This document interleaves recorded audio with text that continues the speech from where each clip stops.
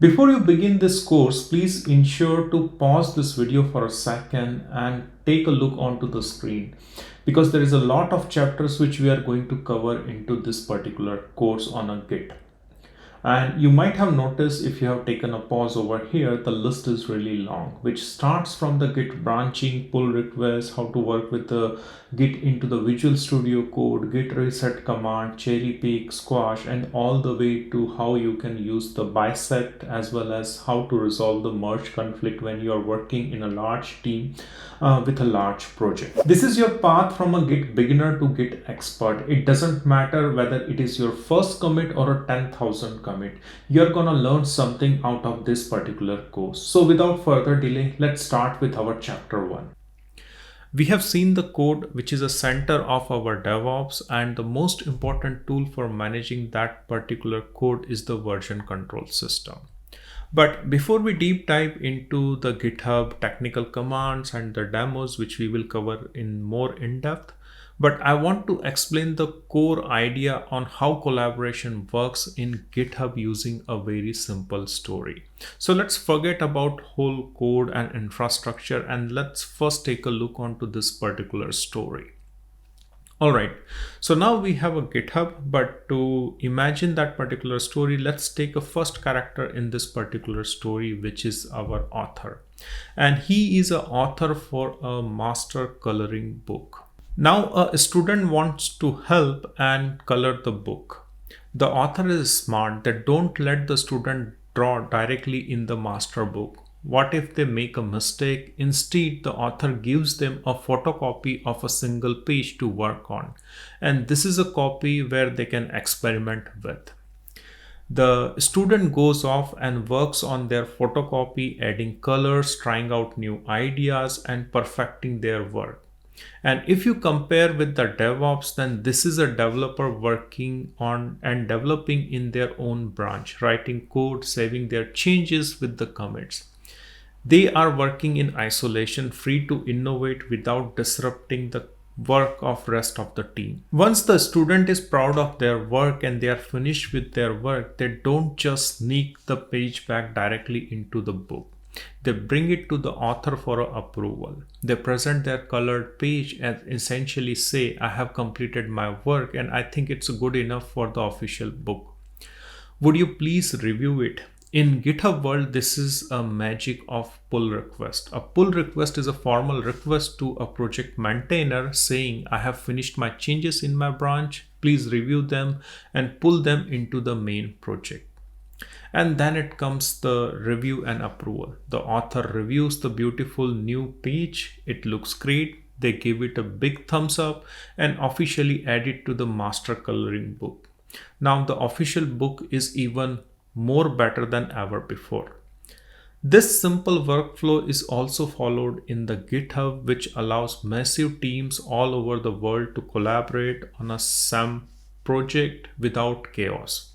It ensures quality, provides a safe way to innovate, and in the next session we will deep dive into the hands-on of our demo and how we can work with the GitHub.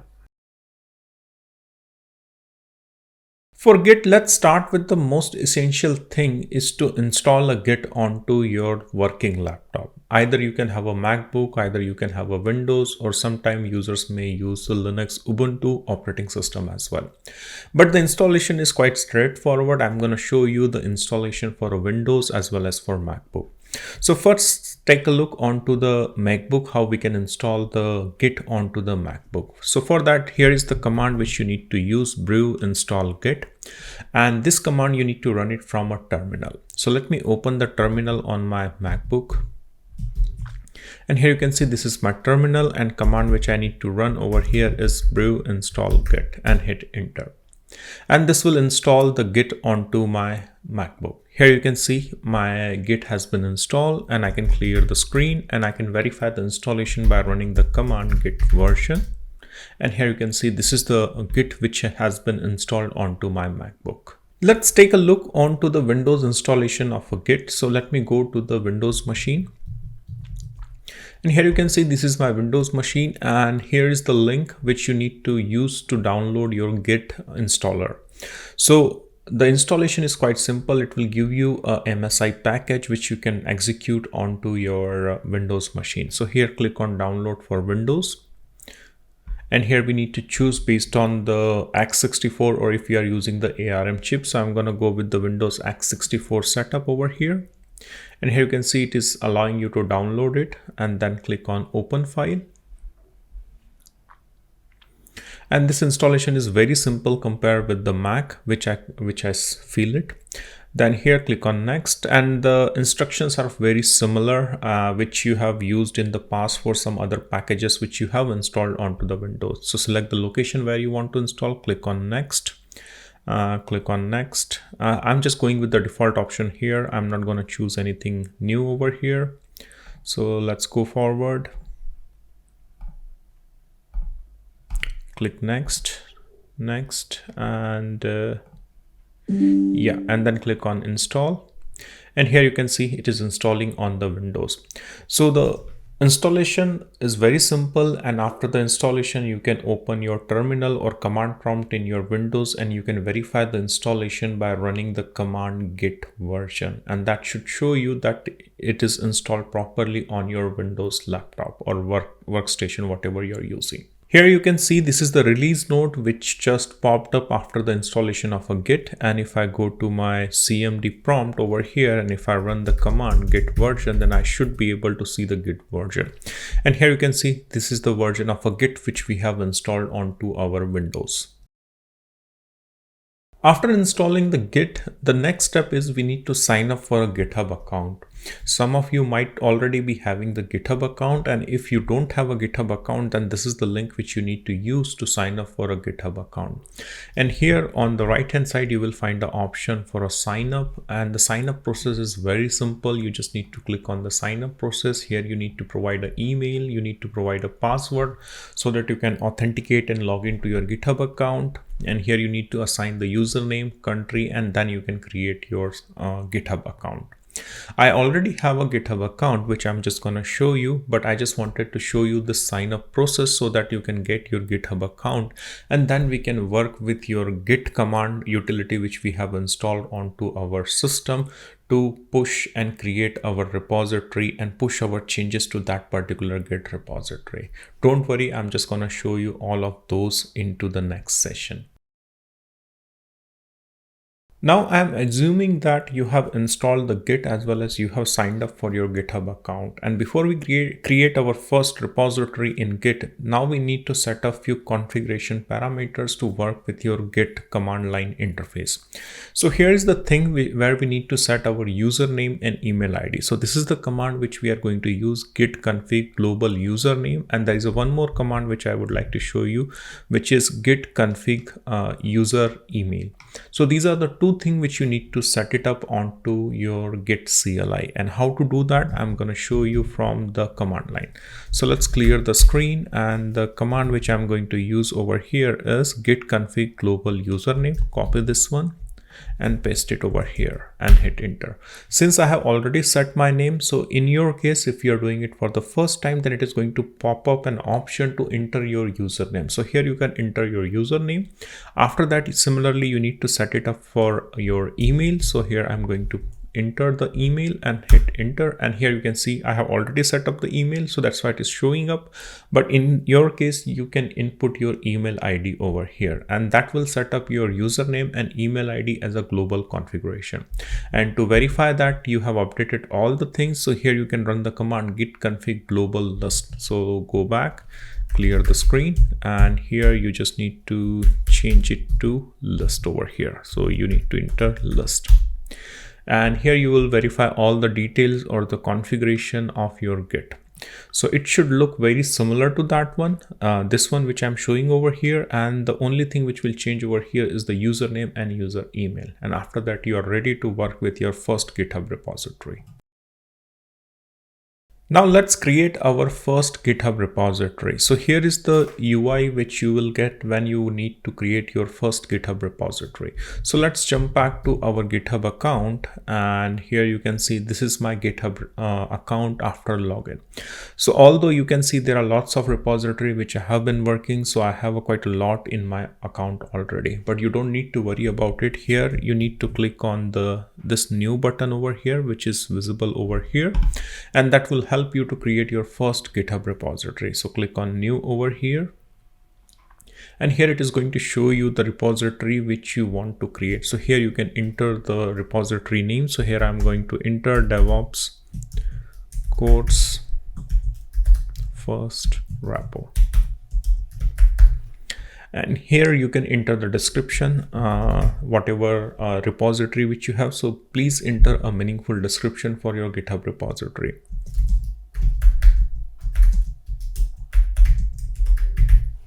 And after that, here you can see the choose visibility, and the default option is going to be public. So if you don't have anything sensitive which you don't want to restrict, then you can choose the option of a public over here, so that your repository will be public and anyone can be able to fork or clone that particular repository. And if you don't want to make it public, then you can change it to make it private as well, so that it is only accessible for you, not anyone else. Okay. Here there is a readme file which you can add. So here is the toggle button, so which can you set add on and off. I would recommend to set on, so that you have a readme file, and that readme file will contain more description about your repository. If you're putting any code or project, then you should be able to write an instruction on the readme file that what this project is all about, what are the packages it needs for running this particular project present into the GitHub repository. The git ignore file, we are going to cover it later. And the add licenses, so here if it is an open source, then you can choose any of the open source licenses from here, and if it is not, then you can choose no licenses also. That is also feasible. Okay, so I'm just going to go with the no license at this point of a time, and then click on create repository. And here you can see your first repository has been created. And here this is the readme file which you can see which is available, because this is the option which we have selected and through which we got our first readme file, and this readme file is available for us to modify later on. So this is how you can create your first GitHub repository. Now you have created your first GitHub repository, but that GitHub repository is not available onto your local laptop or a workstation. And for that reason, you need to clone that GitHub repository onto your local work machine. So for that, we are going to use the git clone command to clone that repository onto your laptop or whatever workstation you are using. It doesn't matter whether you're using a Mac, Windows, or Ubuntu, the commands will be the same. So you just need to use the git clone command, which I'm just going to show to you. But before that, there is an important thing which you need to keep in mind, that how would you clone that GitHub repository? And to clone that GitHub repository, you will need a URL of that particular GitHub repository. So here you can see which I have highlighted. So this is the repository URL which you need to use to run the git clone command. And here is the command which you need to use to clone that GitHub repository onto your machine. All right, so first let's take a look onto the GitHub clone URL where we can find that. So I'll go back to my GitHub repository, and here you can see this is my GitHub repository which I have just created in the previous step. So here in this green color code icon which you see over here, you will find a URL. So here from the from this particular button, click on it, and here you will find the URL. So copy this particular URL and get back to your terminal. So I'll clear this terminal over here, and here I'm going to run the command git clone and then supply the URL. And after that, hit enter. And here you can see it is cloning my GitHub repository. And if I run the ls command over here, then I should find my GitHub repository over here. So here you can see this is the GitHub repository which I have just cloned. I'm going to clear the screen and I'm just going to go to my repository. So DevOps code's first repo and run the ls command. And here you can see the readme file. So which confirms that I am able to clone the repository onto my local machine. And with that, I should be able to make changes and add some more files and push that file to my GitHub repository. Now let's take a look how we can make our first change and push our first change to our GitHub repository. So these are the two commands which we are going to use first. But first, let's take a look how we can open that folder or that repository into the editor. So here onto the screen, you can see I'm using the Visual Studio. So this is a IDE, integrated development environment, which you can download for free onto your workstation. So if you don't know from where to download, then you can just go and Google Visual Studio Code download, and here you can see it is open. So it is quite a free software which you can download onto your workstation. So it offers on a Windows, Linux, as well as on a Mac. And once you download and install it, then you should be able to see this particular UI. And here you can go on to file, and let me show you one more time. So here, like on the left hand side, you can see the editor option where I have opened that particular folder where I have cloned my GitHub repository. Or else you can just go and click on this particular option to open a folder, and here you can see this is the GitHub repository folder which I have cloned. So here you click on open, and that will open it into your Visual Studio Code. All right, so that is quite a simple step. But anyway, the whole idea of this particular chapter is to make some changes and push our first change.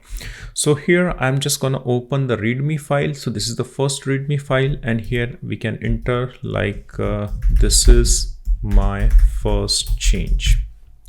Okay, so here you can see I just added a one change to my readme file, and as soon as you add a one change to your readme file, then that a file has the color of that particular file in the UI has changed, which you can see. All right, which means now this code or this change is only available onto my local machine. It has not been updated onto the GitHub. And if I show you, if I go back to GitHub repository, then here you can see it is not available. That particular change is not available over here. So we need to commit and push that change to GitHub repository. So how we can do that? So for that, what we need to do, we need to go to terminal. Of course, you can do it from the UI, but my recommendation is like you have to do it from the terminal so that you feel more comfortable working with the terminal, which is very easy and which really gives you quite a lot of features apart from the UI. Okay, so let's get back to the terminal over here, clear the screen and see this. First of all, let's check the status. So here you can run the command git status, and here you can see it is showing you that this file has been modified. Okay, so before we push that particular change to GitHub repository, what we need to do, we just need to add that file into our push list. So what we can do is git add, and here we can type the name of the file readme. Here you can see we have added that file which we want to push into our GitHub repository. Okay, let's check the status once again. And here you can see that the color has changed from red to green, which means now we have added into our list which we want to push it. Okay, the next command which I'm going to show you is git commit. So here we need to enter the message, what kind of a message which you want to add to your commit before you push into your GitHub repository, so that if any other developer is working at the same time, then he can understand what kind of a change you have done in this particular commit message. Okay, so let's get back to terminal, and here just type the command git commit, then M for message, and here you can type the message. So I'll add feat. So it is a short abbreviation for a feature, and it is highly recommended to follow these practices whenever you're creating and pushing those messages into your GitHub repository. First change to readme.md file. Okay, then hit enter, and here you can see your first commit message is ready. Now once you are ready with your commit, then what you need to do, you just need to run the second command, which is our this one, git push command, and that will push to your GitHub repository. So close this one, go to your terminal, and here you need to enter the command git push. And here you can see the first command has been, the first file change has been pushed to our GitHub repository. So let's get back to our browser and refresh this page over here. And here you can see it was this message, and it should add one more line at the bottom. Refresh it. And here you can see this is my first change. So this is the first change which we have did. And also we can see the logs of our commit messages. So how we can do that? So go to your go to this particular slide, and here is a command git log one line, and this will help you to view the logs which the commit message logs which you have pushed into your GitHub repository. So let's go and clear the screen and run the command git log, and the command is one line. So here use the command one line and hit enter. So here you can see this was our first time when we created our first repo, and this is our first push when we did our first change into the readme file. So this is how you can commit and push your changes to your GitHub repository. Moving further, the next important concept is the GitHub branching. So whenever a developer wants to develop a new feature, then that particular developer wants to have their own local branch so that he can experiment, he can test, and he can develop his feature. And later on, that feature, once it is available, once he has tested, then he can do or make it available into our main branch by merging that change. So for that reason, branching is really necessary, and this is one of the most widely used concept of a GitHub throughout the industry. So let's take a look onto the branching and how we can create our own branch to create our own local copy of our code database. Let's talk about the branching, and before we talk about the branching, let's try to understand what is your main or a master branch. So here onto the screen you can see this is the readme file which we have pushed into our GitHub repository. This is the GitHub repository. But key thing to remember over here, what is the branch of this particular GitHub repository? So here you can see this is the main branch of your GitHub repository, and this is the main branch from where you are going to deploy your code to the dev, test, and production environment. And this particular branch, which is your main branch, is need to be protected from the unverified code. So you are going to put your only verified and tested code into this main branch. Okay, so then the question comes like how I'm going to develop the code which I want to develop and test on my machine. So for that, what we are going to do, we are just going to create a new branch, which is a copy of this particular branch. So let's say that you are going to create your own code, and the code is like a new file one, which is where your code is residing. And how you're going to push this code to this particular branch, the main branch. But to push into that particular branch, you need to create your own local branch first. So what you're going to do, you're just going to create your own branch. All right. So this particular branch is just going to be a copy of this particular main branch. All right. So here in this particular branch, you are just gonna develop your own code, develop and test your code, and it is not going to make any direct change over here. All right. So let's assume that you have created your code, which is this one, and you also created your own branch, which is the copy of this particular one. All right. So once you created both of it, then what you're going to see, you will have the readme file, which is this one over here, which you can see. This will be the file which will always be present because you have tried to create a clone, which you have tried to copy the exact same file from the existing branch. That's done. Okay. After that, what you did is you have created this new file over here. So this new file has to be pushed into this particular branch. All right. So here you're later on, once you have done your changes and everything, then you are going to put your change over here. So although the file name is looking different over here, but in general, the thing is like this is your original copy of the file, but this is the change, or this is the new code which you're trying to push into the main branch, or which you want to develop. Okay.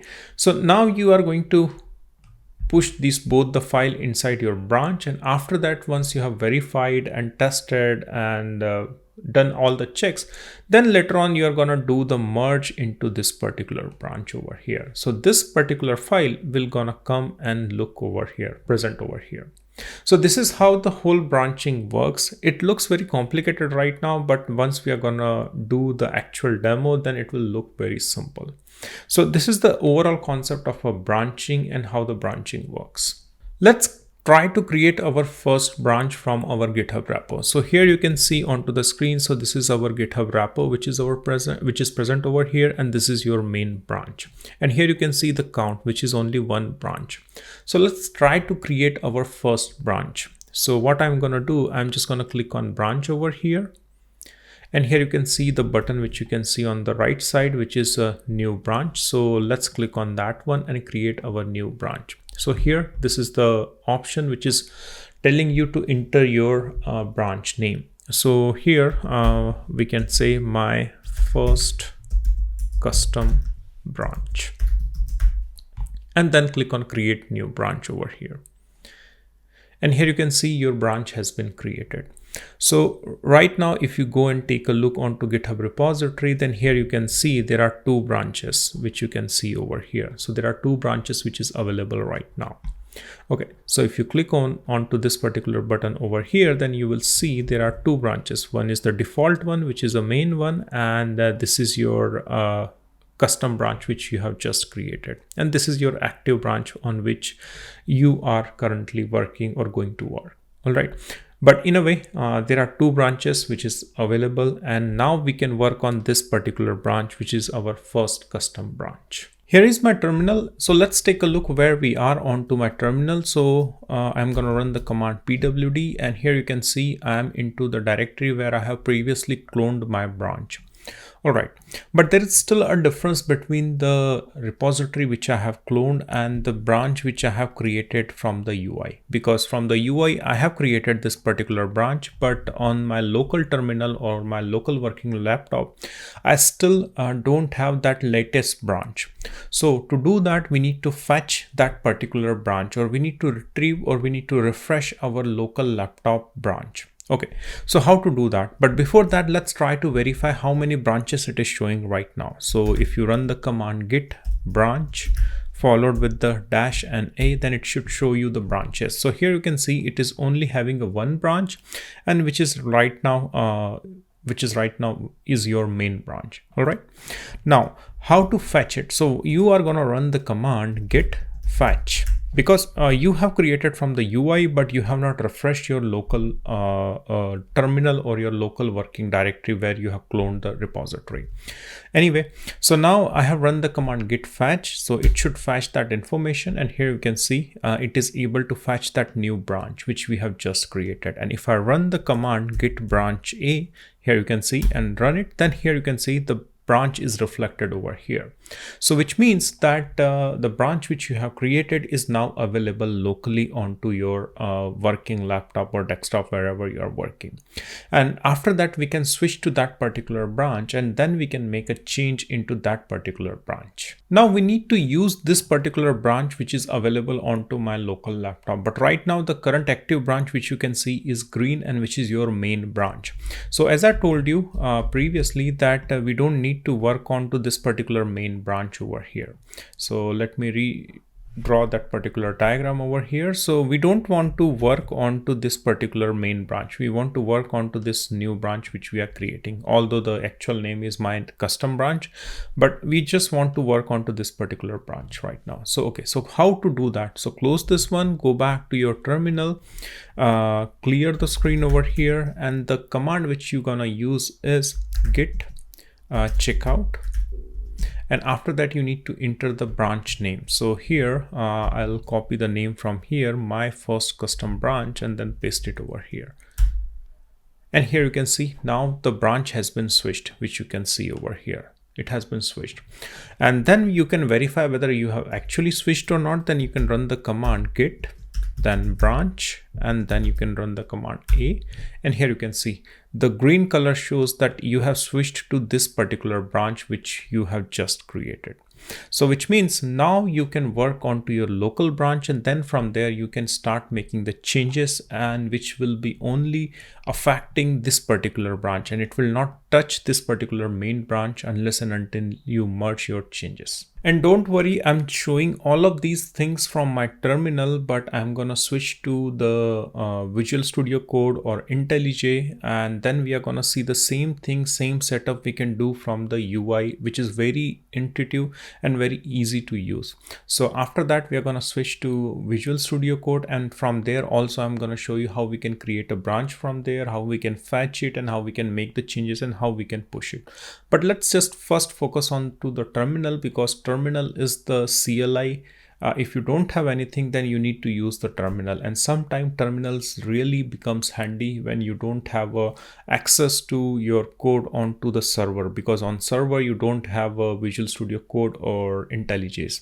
So those are some corner cases which happens very rarely, but in such cases you need to rely on the terminal or the CLI of your Git. Now we are working on to this our particular branch, so let's try to create our first file.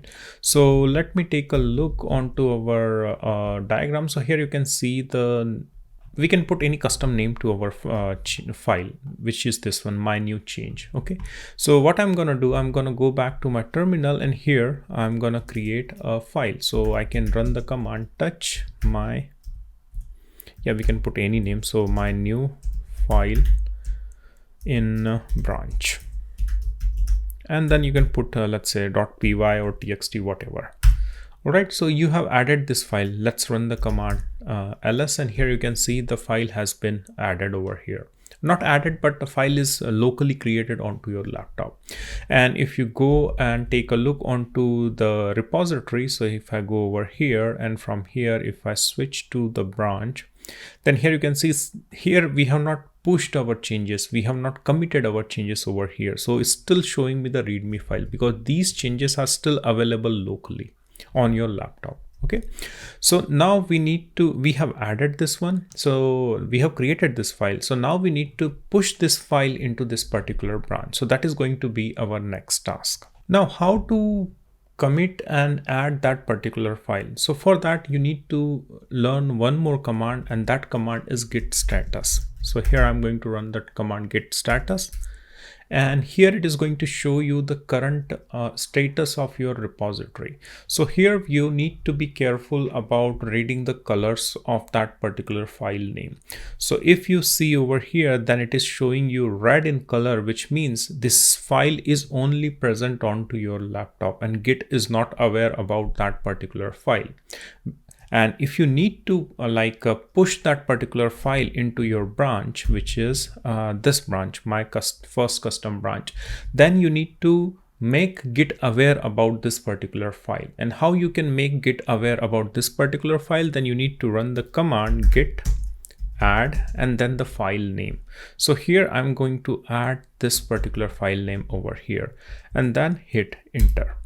All right, and after that you make Git aware about this particular file. Then the next command which you can again run is the git status to verify that the Git is aware about that file or not. So here I'm going to run the command git status once again, and here you can see that the color or the name of the file color has been changed to green, which you can see. So previously, before adding this particular file, it was in red color. Here you can see this is the command. So this command, after I executed, then it has changed to the green colors, which means Git is now aware about this particular file, and Git knows that I am gonna commit and push this particular file. All right, so now we have make the Git aware about this particular file by running the git add command. So now the next thing is we need to commit this particular file, and then we are going to push that particular file. Okay, I'm going to clear the screen over here. The next command which we need to run is git commit. So for that we need to specify the message also, because what kind of a change you are trying to commit. So you need to tell Git that, hey, this file contains this type of code or this type of feature or this kind of a new development which I'm doing onto my local laptop. So here I'm gonna run the git commit command. So git commit, and then you need to specify -m, which signifies the message, what kind of a message you want to add in over here. So here I'm going to add like a feature, then I will use abbreviation. So this is one of the practices which we follow in the industry. So I'm going to add for feature, and then I'm going to add a colon. So here I can type in my custom message and be little innovative with your custom message, so that any other developer can understand that message and can understand what you're trying to commit and push into your GitHub repository. So here I'm going to write, this is my first file in Git repo. Okay, after that you can just hit enter, and here you can see that it is showing you that one file has changed and created mode. So it is basically telling you that you have committed one file, which means this file is ready to be pushed into your branch. So right now, if you take a look and refresh this one, so the file is still not available over here because we have not pushed that particular file into the branch yet. We only committed, we only finalized our changes, and we thought, okay, now we have finalized our changes, the feature which we are developing, and let's commit this side of code into our branch. So this change is still available onto your local machine. So if you by any chance or accidentally delete your whole repository, then you will not be able to retrieve that particular piece of code because it has not been pushed to your branch yet. Okay. All right, so now we have committed or added our message, which you can see over here. The next thing which we are going to do, we are going to push this particular file to your branch. All right, so let's push the file, and the command which I'm going to run over here is the git push command. So here type in git push and then hit enter. And here you can see the file has been pushed to our first branch, which we have just created. So let's take a look onto our browser, and here you can see the file which is present over here is the README file, and I have not refreshed the page yet. So let me refresh this page over here. And here you can see our branch has a new more file over here. So this is how we are going to create our branch, and we are going to push our first change into our GitHub branch. The next thing which I'm going to show you how you can merge your changes into the main branch, which is like your central branch from where the code is actually deployed. So what I'm going to do now, like we are going to assume that our changes are final and we have pushed our final verified changes into our own local branch, which is this one, my first custom branch. And after that, we are going to create a pull request to our main branch. Now let's try to understand the pull request and how you can merge your change which you have developed in your own branch to the main branch. So here you can see this is the code which we have developed. This is the new file which we have developed, and this is the branch where we were working. But everything is onto your local branch. It is not available over here into the main branch.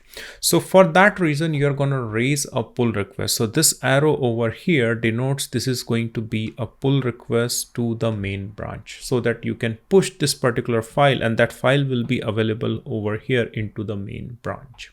So that's the mechanism of your pull request, and that pull request can be reviewed by the developers. So your peers or your colleagues or some other person can review what code change you are pushing it into the main branch. So that's the actual usage of your pull request.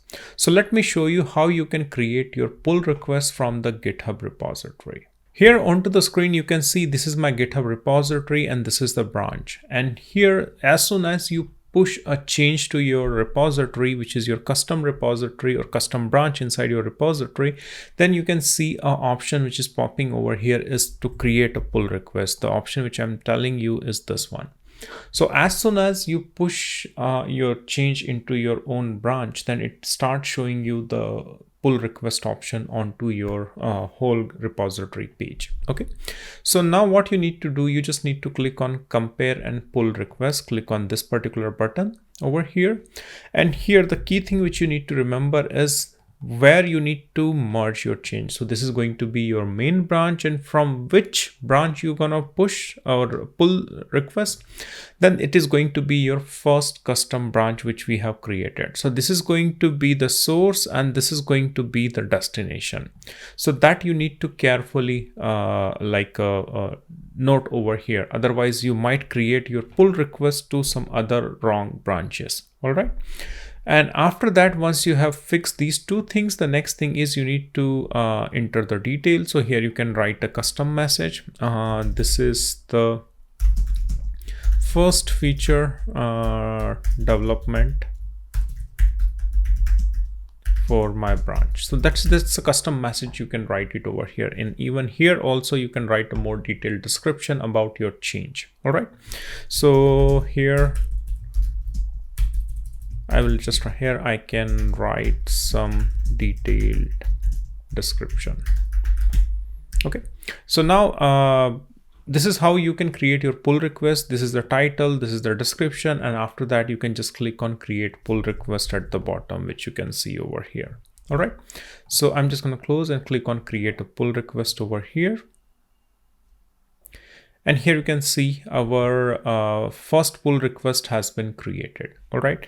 And here at the bottom, you can see that if you have implemented some automation or checks, then those checks will be visible over here. So that's how you create your first pull request from your custom branch. After you created your first pull request, how you're going to assign to a reviewer. So to do that, what you need to do, you need to go to the reviewer section over here. And remember, this is your first pull request which you have created. Let me show you once again how you can find your pull request. So go to your branches over here, and here you will find a section called pull request on the top. So click on this particular pull request tab over here, and here click on this first pull request which you have created, which is this one on over here. This list may be long if you are having a multiple developers in your team, but since it's a very first branch, so the pull request is only single over here. So click on this particular branch over here. And here on the right hand side, you will find the reviewer section. All right. So go to this particular reviewer section, click on the settings icon over here, and here you can find the reviewer. Since I'm just trying to give you the demo, so I don't have that many developers working on this particular GitHub repository. So here I have only one of my another GitHub account which I have given the access, and that particular account is acting as a reviewer. So I'm going to assign this reviewer over here. And after that, like you can see over here, the reviewer has been assigned. And after that, that reviewer has to approve that particular pull request. And after that, I should be able to push my or merge my changes into the master branch. So how we have done so far? So we have created a branch, we have made our changes, we have pushed our changes to our branch, and now we are creating a pull request for our review. So now we have assigned a reviewer over here. So let's take a look how a reviewer gonna approve this particular pull request. To review that, I need to open another window where the reviewer account is having access to that particular account where the pull request has been assigned. So let me drag one more window over here. And as you can see, this is the incognito mode where I have opened this another account, which is a reviewer account. Okay, so anyway, so as soon as the pull request has been assigned, so here you can see in the particular reviewer account, you can see the one pull request is showing over here. So this is the new pull request which has been assigned. So what a reviewer will do to review is it's just gonna click on this particular pull request, and here it's gonna first go and check onto the commit messages. So here you can see this is the commit message which a reviewer is gonna see. So here this was the first commit, and here he can easily see that okay, this is a commit which has been made 29 minutes ago, which is clearly visible over here. So he will be most interested into this new recent commit, so he's gonna go over there and verify that what is the change you have done. So this is the new file which is coming in. Although the file is empty, but he can go there and identify like, yeah, this is the file and how many changes are produced into that particular file. So once a reviewer is satisfied with his changes and like the developer's changes, then he can say, okay, the changes looks good, then I'm going to approve this particular pull request. So here onto the review section, here it will find the reviewer will find multiple options. One is like a comment, one is approve and request changes.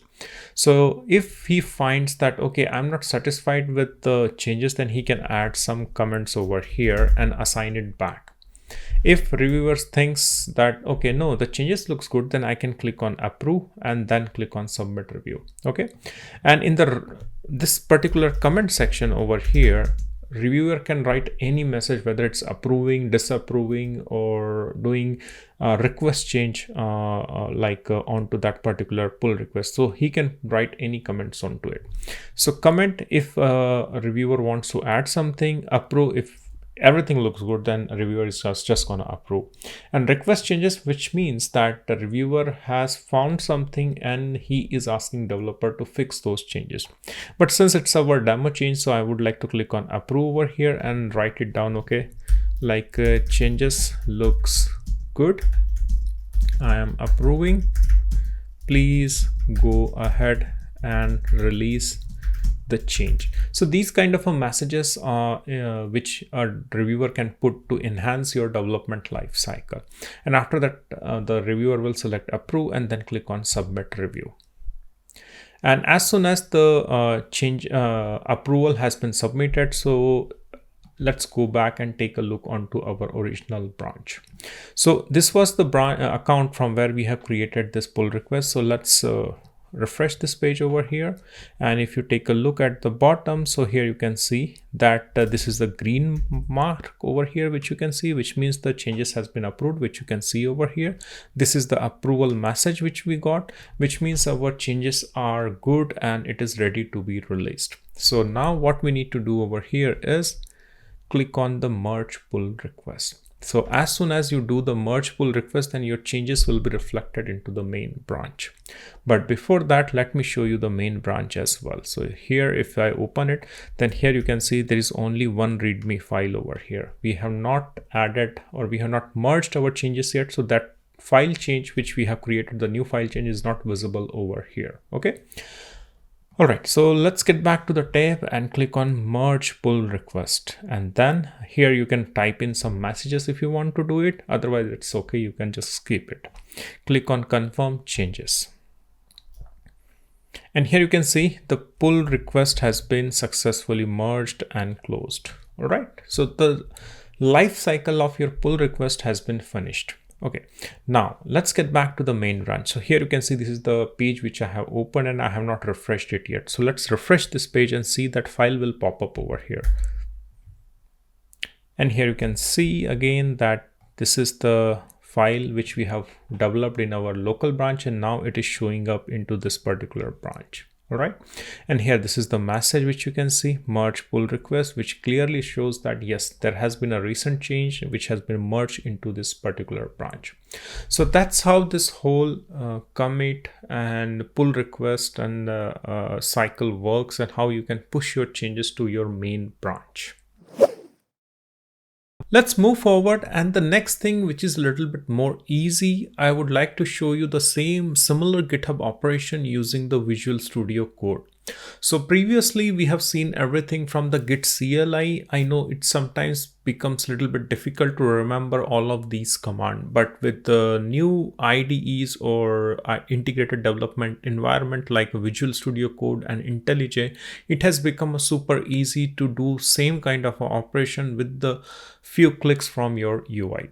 So let's jump to the Visual Studio Code and see how we can perform the similar operation without touching the GitHub CLI. So here you can see this is my Visual Studio Code, and the first thing is, how would you like to open your GitHub repository? So first thing what you can do, if you have already cloned your GitHub repository, then you can go to the file and then click on open, and then you can click on that particular folder, and then you can click on open, and it will open that particular GitHub repository into your Visual Studio Code.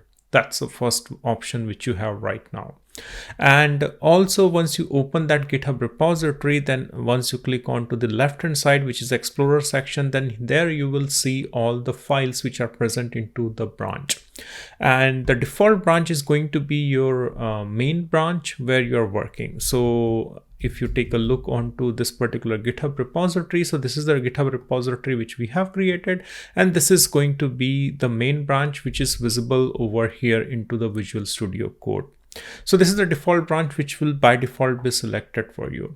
But let's take our use case, and if I show you my presentation, then let's take about the branching. So this particular implementation. So yes, we have already created our main branch, and then we want to create some new changes, and then we are going to create our new branch as well. So the changes are quite similar, but I want to do the same thing from the Visual Studio Code so that you feel more comfortable working from the UI also. So for that, what I'm going to do, I'm going to open the Visual Studio Code over here, and the first thing I'm going to do is I'm going to create a new branch from the Visual Studio Code. So here, like I'll show you once again. So on the Visual Studio Code, you will find the option of GitHub over here. This is the option which shows this will allow you to do the GitHub operation. So click on this particular option over here, and here you will find the option which is like a 3 dots visible over here. So click on that, and from there we are going to create our first branch. So click on this and then go to branches, and then click on create branch. And there are a couple of options, create a branch and create a branch from. So I'm going to choose create a branch from option, and here it is going to show me that from which branch you want to create it. So here, if you take a look onto the diagram, so yes, we want to create it from our main because that's the copy we want to take a look. All right, so let's take a look over here. So I will go back again, create a branch, select branch from, and here select the main branch. Now it is asking me to provide the branch name. So here I'm going to put the name like my custom branch from Visual Studio, or maybe I can prefix with the Visual Studio Code, then it will be easy. Visual Studio custom branch. All right, then hit enter over here, and here you can see that your branch has been created, which you can clearly see over here. Okay, if I click on to okay, let me click on over here, then here you can see that your Visual Studio custom branch has been created. All right, but this custom branch has already been created onto your local laptop, which you can see, which is over here. Okay, it has not been pushed to your master branch or the main branch. So for example, if I go over here and refresh this page, then I will only see the 2 branches, which you can see over here, and I can show you those 2 branches once again. So here you can see, if you click on 2 branches, then here you can see my custom branch. I don't see the Visual Studio branch which I have just created. So how it will be visible over here? So what you need to do, you need to go to the Visual Studio Code once again, and there you will find the option to publish a branch. So click on this publish branch button over here,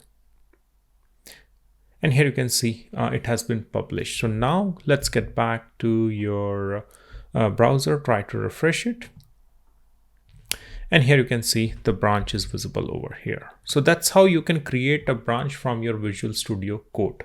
Now, after creating the branch, make sure that you selected the correct branch where you are working. So here, for example, this is the branch which I have created. So if you want to change the branch, then click on select, and here you can see your branch is Visual Studio custom branch. And if you want to switch again, then you can click over here and then click on this particular branch, and then you can see that your branch has changed.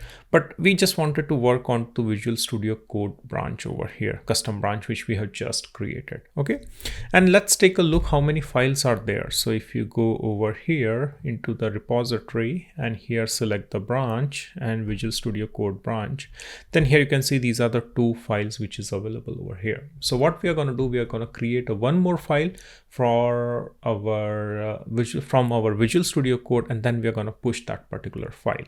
So to do that, let's go to Visual Studio Code, go to the Explorer, and here create a new file like Visual Studio, and I'm gonna put temp.py. Okay, and here you can see your file has been created. And for example, I'm just gonna put like some sample comment 1, and probably I will add one more, like just to see something inside my code file. Okay, then these are the 2 things which I have added over here inside my temporary file. Okay, now the next thing is we need to commit and push these changes. So how you can do that? So previously, if you remember that we were using git commit and git push command as well as git add command to initially add that file. All right, but here it is really simple. With the few clicks, you can just push your file, which includes add, commit, and push commands. Okay, so go back over here, and here you can see that this file has been already updated. So here if you'll see, then you will find this U option. Okay, so now what you can do, you can just type in the message. Okay, so I'll just put the message over here like a feature and added a file from Visual Studio. Okay, and from here I can just click on commit, and here you can see there is no stage changes. Would you still like to stage your changes and commit? Then just type yes. It should be okay, I think. Okay, so now we have commit our change, but we have not pushed our changes to our branch. So how we can push our changes? So once you commit that file, then that file will still not be visible over here. So if I try to refresh this one, then yeah, here you can see the file is still not visible over here. Okay, now to push that particular file, what you need to do, you just need to go at the bottom over here and see these 3 options. Okay, so what you can do over here is like just hover over these options. So here you can see the first option is fetch, pull, and this is the option which is push. So let me show you once again. So this is the option for a push over here, which is visible into the Visual Studio Code. So what you need to do now, you just need to click on this button over here, and this will push your changes to the branch. Okay, so the changes has been pushed now. So let's take a look over here and try to refresh this particular page. So here I'm just going to refresh it, and here you can see that our change has been reflected over here, which is clearly visible over here. Okay, so this is how, like with the few clicks, you can easily commit and push your change to your GitHub repository using the Visual Studio Code. Now after the changes has been pushed from your local Visual Studio Code to your branch where you are working, then you can create your pull request. So here again, this option will be visible over here. Then you can simply go and click on create a pull request. Here you can add a title. I would use the same title because this is a feature and I have added a file from a Visual Studio Code. And here you can write some description if it is available, or if you want to add some meaningful description for your commit and for your project. All right, so here I can write like this is the file I pushed first time from Visual Studio Code. All right, and then here you can just click on create pull request. All right, and now the pull request has been created from your from the branch which you have created from the Visual Studio. The next thing is assigning the reviewer. So here on the right hand side, you can again find the same option, the same exercise which we did in the CLI. So just click on over here, and here you can assign the reviewer. So I'm just selecting this reviewer over here, select that one. And here you can see the pull request has been assigned to that particular reviewer. Now, once the pull request has been assigned to that reviewer, then that reviewer has to approve. So let me show you how a reviewer can approve that particular pull request. So here I'm opening one more window, and let me go back to the home page of this particular reviewer, and here you can see that pull request has been reflected over here, like added a file from a Visual Studio Code. That's the pull request. Okay, so click on this pull request over here, and here I'm just gonna take a look onto this particular pull request, and let's take a look onto the commit. So yeah, this is the commit which has been done. So let's take a look onto the file change. So here you can see this is the file which a user has been added, and here you can see these are the changes which user has performed inside that particular file. All right, so now I have verified these files. Then I can go on to review changes, click on approve, and then select on submit review. So I'm approving the pull request over here. Okay, so the pull request has been approved. Then I will just drag thing over here onto other side, and then I'll go back over here and refresh the page. And here it should show that, hey, the Rahul Wag has approved, the other user of mine has approved that particular pull request. All right, now the pull request has been approved, which means that we can merge our pull request to the main branch. So here you can just click on merge pull request, and here you will find the option. So select the same option and click on confirm merge over here. And here you can see the changes has been merged. So once the changes has been merged, then it should reflect onto the main branch also. So let's get back, and here you can see the main branch, and main branch is showing the file, which is Visual Studio temp file, which we have just created from the Visual Studio Code in your Visual Studio Code branch. Okay, so if you take a look over here into this particular file, then here you can see these are the changes which we did. Okay, and one more thing, like once you go back to your Visual Studio Code, then here you are still onto your Visual Studio Code branch, but we need to change it to your main branch. So let's change it over here.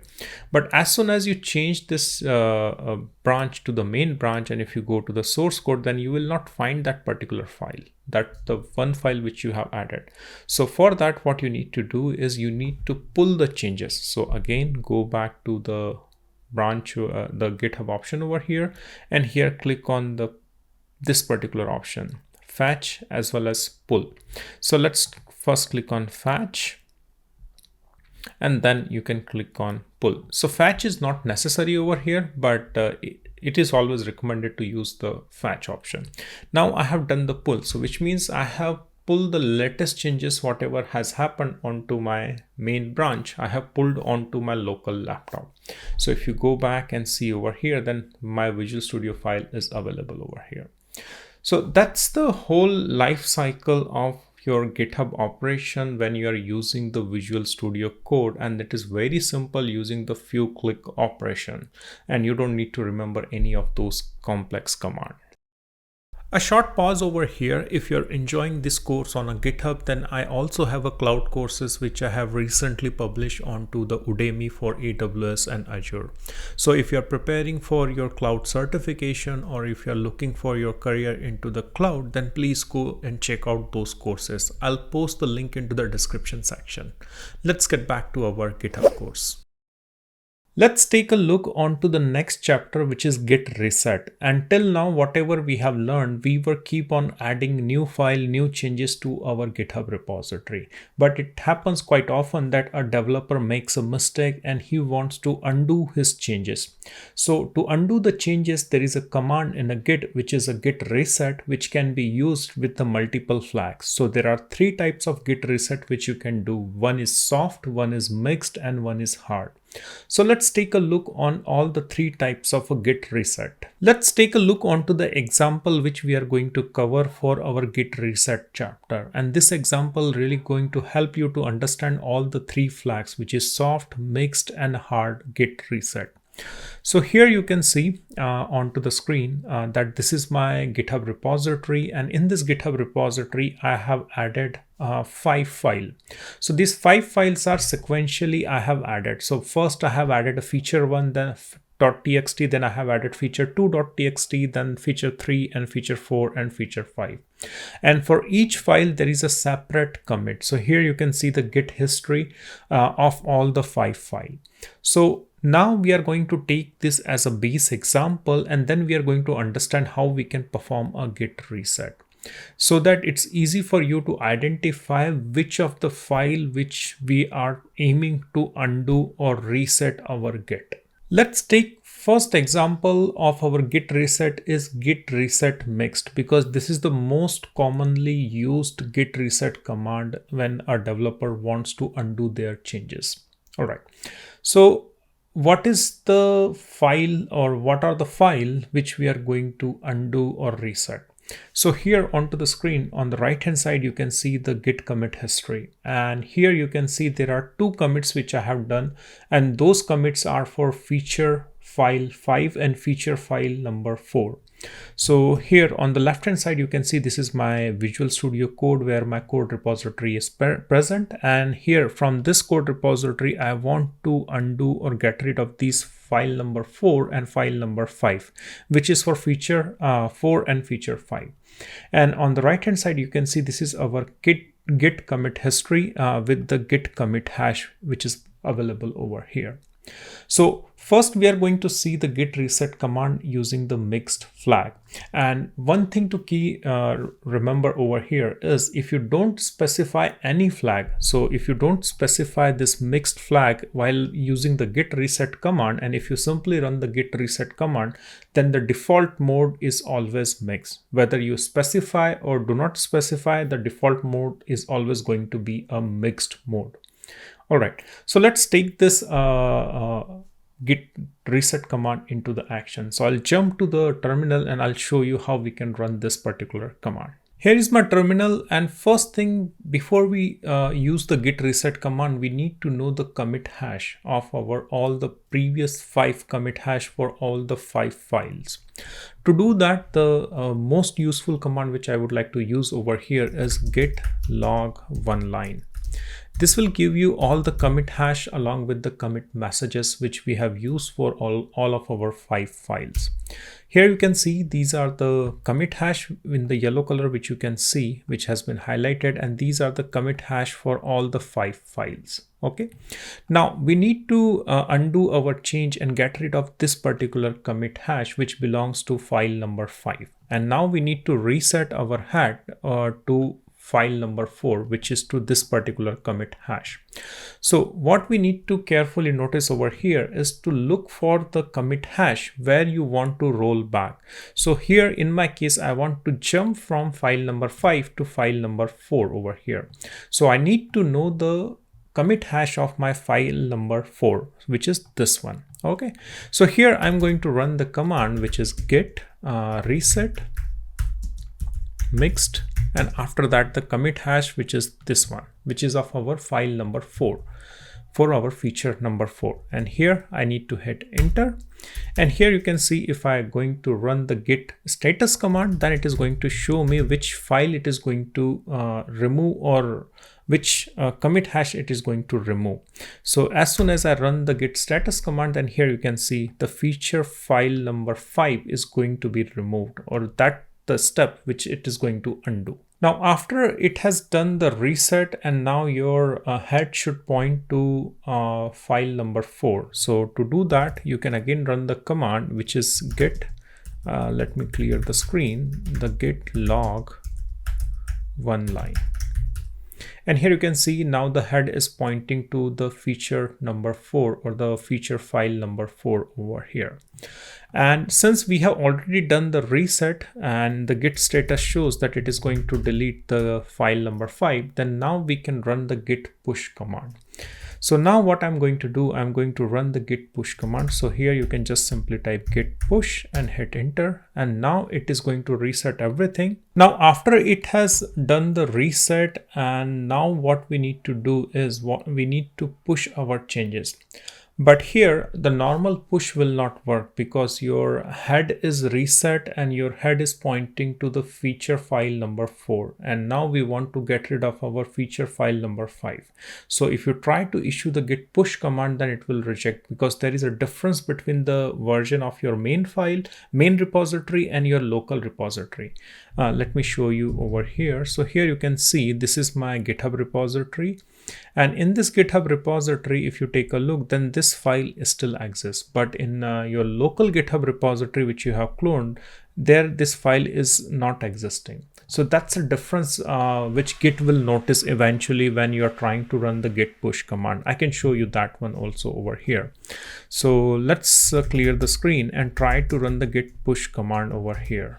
And as soon as you will push this particular file or change, then it will reject. Because there is a difference on your local file, on your local GitHub repository, your file number 5 doesn't exist, but on GitHub repository it exists. So what we need to do is we need to forcefully push these changes because we are trying to reset the commit history on the main branch. Okay, so I'll clear the screen over here, and then we are going to run the git push with the flag F. F is standing for force over here, and then hit enter. And now it is going to push our changes, and it is going to reset all the history of our git commit onto our main branch. So if you take a look over here, if I refresh this one, then here you can see the file number 5 is gone, and now we have 1, 2, 3, 4, and 5 file 1, 2, 3, and 4 files over here. And similarly in the commits, if you see over here, then you only have the commits for 5, 3, 2, and 1, and the commit of file number 5 is gone. So this is the first way which you can use the git reset command to push your changes. Now let's talk about the git reset using the soft flag. So as soon as you run the git reset using the soft flag, then your file which you are planning to, or the commit which you are planning to reset, will be in the staging area. I know it sounds very complicated, but let's take a look onto our example. So in the previous example, we get rid of feature number 5, and now we want to get rid of feature number 4 using the git reset soft flag. So here you can see the next thing which we want to remove is this particular commit which is associated with the feature 4, and this is the commit hash for that particular feature number 4, and this is the commit message which you can see. But as soon as you use the git reset using the soft flag, then that particular file will always be available into your staging area. So that I'm gonna show to you. Let me reopen this particular slide over here. So the particular feature number 4 will always be there into the staging area. But how to identify? So let's take a look onto my terminal now. So as usual, first take a look onto the commit hash using the command git log 1 line. And here you can see all the commit hash of my current repository. So here you can see the recent hash is this one, which is for our feature 4, and now I want to reset to the feature number 3 for this particular commit. So I'm gonna use the command git reset, and after that I'm gonna use the flag which is soft, and after that I'm going to put the commit hash, which is this one, and hit enter. And as soon as you run this command, then you can run the command git status, and here you will see that this feature file is like feature number 4 is ready to be removed because we are undoing that particular commit. But take a look at the color of this particular file. It is in green, which means like this file is, we don't need to explicitly add this particular file using the git add command. But in the previous example where we have used the git reset using the mixed flag, then the color of this particular file was red, which means we need to explicitly add that file back if you want to reuse that particular file.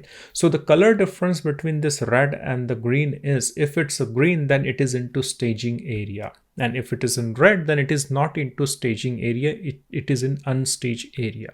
So that's the key difference when you are trying to work with the git reset soft flag and git reset mixed flag. Okay, so if you want to continue further and if you still want to push this particular change using the git reset soft, then you can use again the git push force command. So here I'm going to use git push and followed with the F and then hit enter, and this is going to force push this particular change. And now we should get rid of our file number 4 from our GitHub repository. So here, if you take a look onto my GitHub repository, if I go to here, and here you can see the files is now available is 1, 2, and 3. And now we got rid of our file number 4 for our feature number 4. Now, if you still take a look over here, then if I run the, let me clear the screen and run the command git status, then you will still see that our file is still present into the staging area. Although I have done the git push using the force command, but this file is still present into the staging area, and I don't need to add any of these particular file. I can simply write the git commit message. I can commit this particular file, and I should be able to push this particular file. So I just wanted to show you this basic difference when it comes to git reset using the mixed flag and the soft flag. The next change which we are going to take a look is git reset using hard. Now let's take a look onto the git reset hard, and this is a bit dangerous command. If you run the git reset hard command, then you're going to lose all of your history and there is no turning back. So there will not be any staging area, but you are just going to remove everything.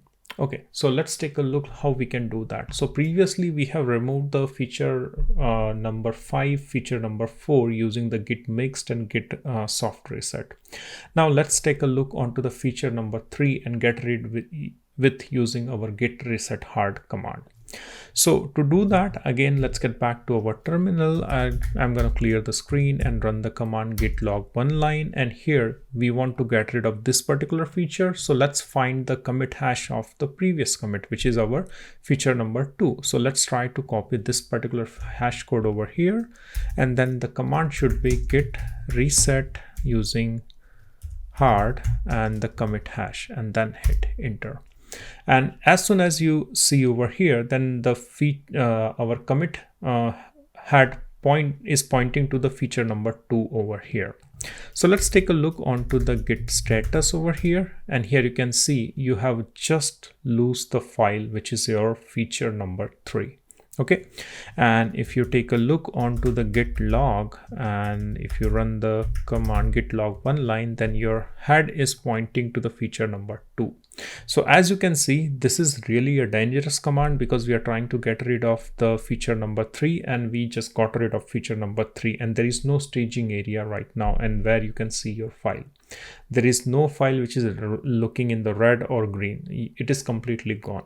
And after you reset your git commit using the hard flag, the only thing which you can do is you can run the command git push with the flag force and then hit enter, and then it will reset everything and all the commits will go back to the feature number 2 because we have removed the feature number 3 using the hard reset. So let's take a look onto the GitHub repository. So here you can see I have not refreshed it, and here the files are present 1, 2, and 3. And now let me refresh it.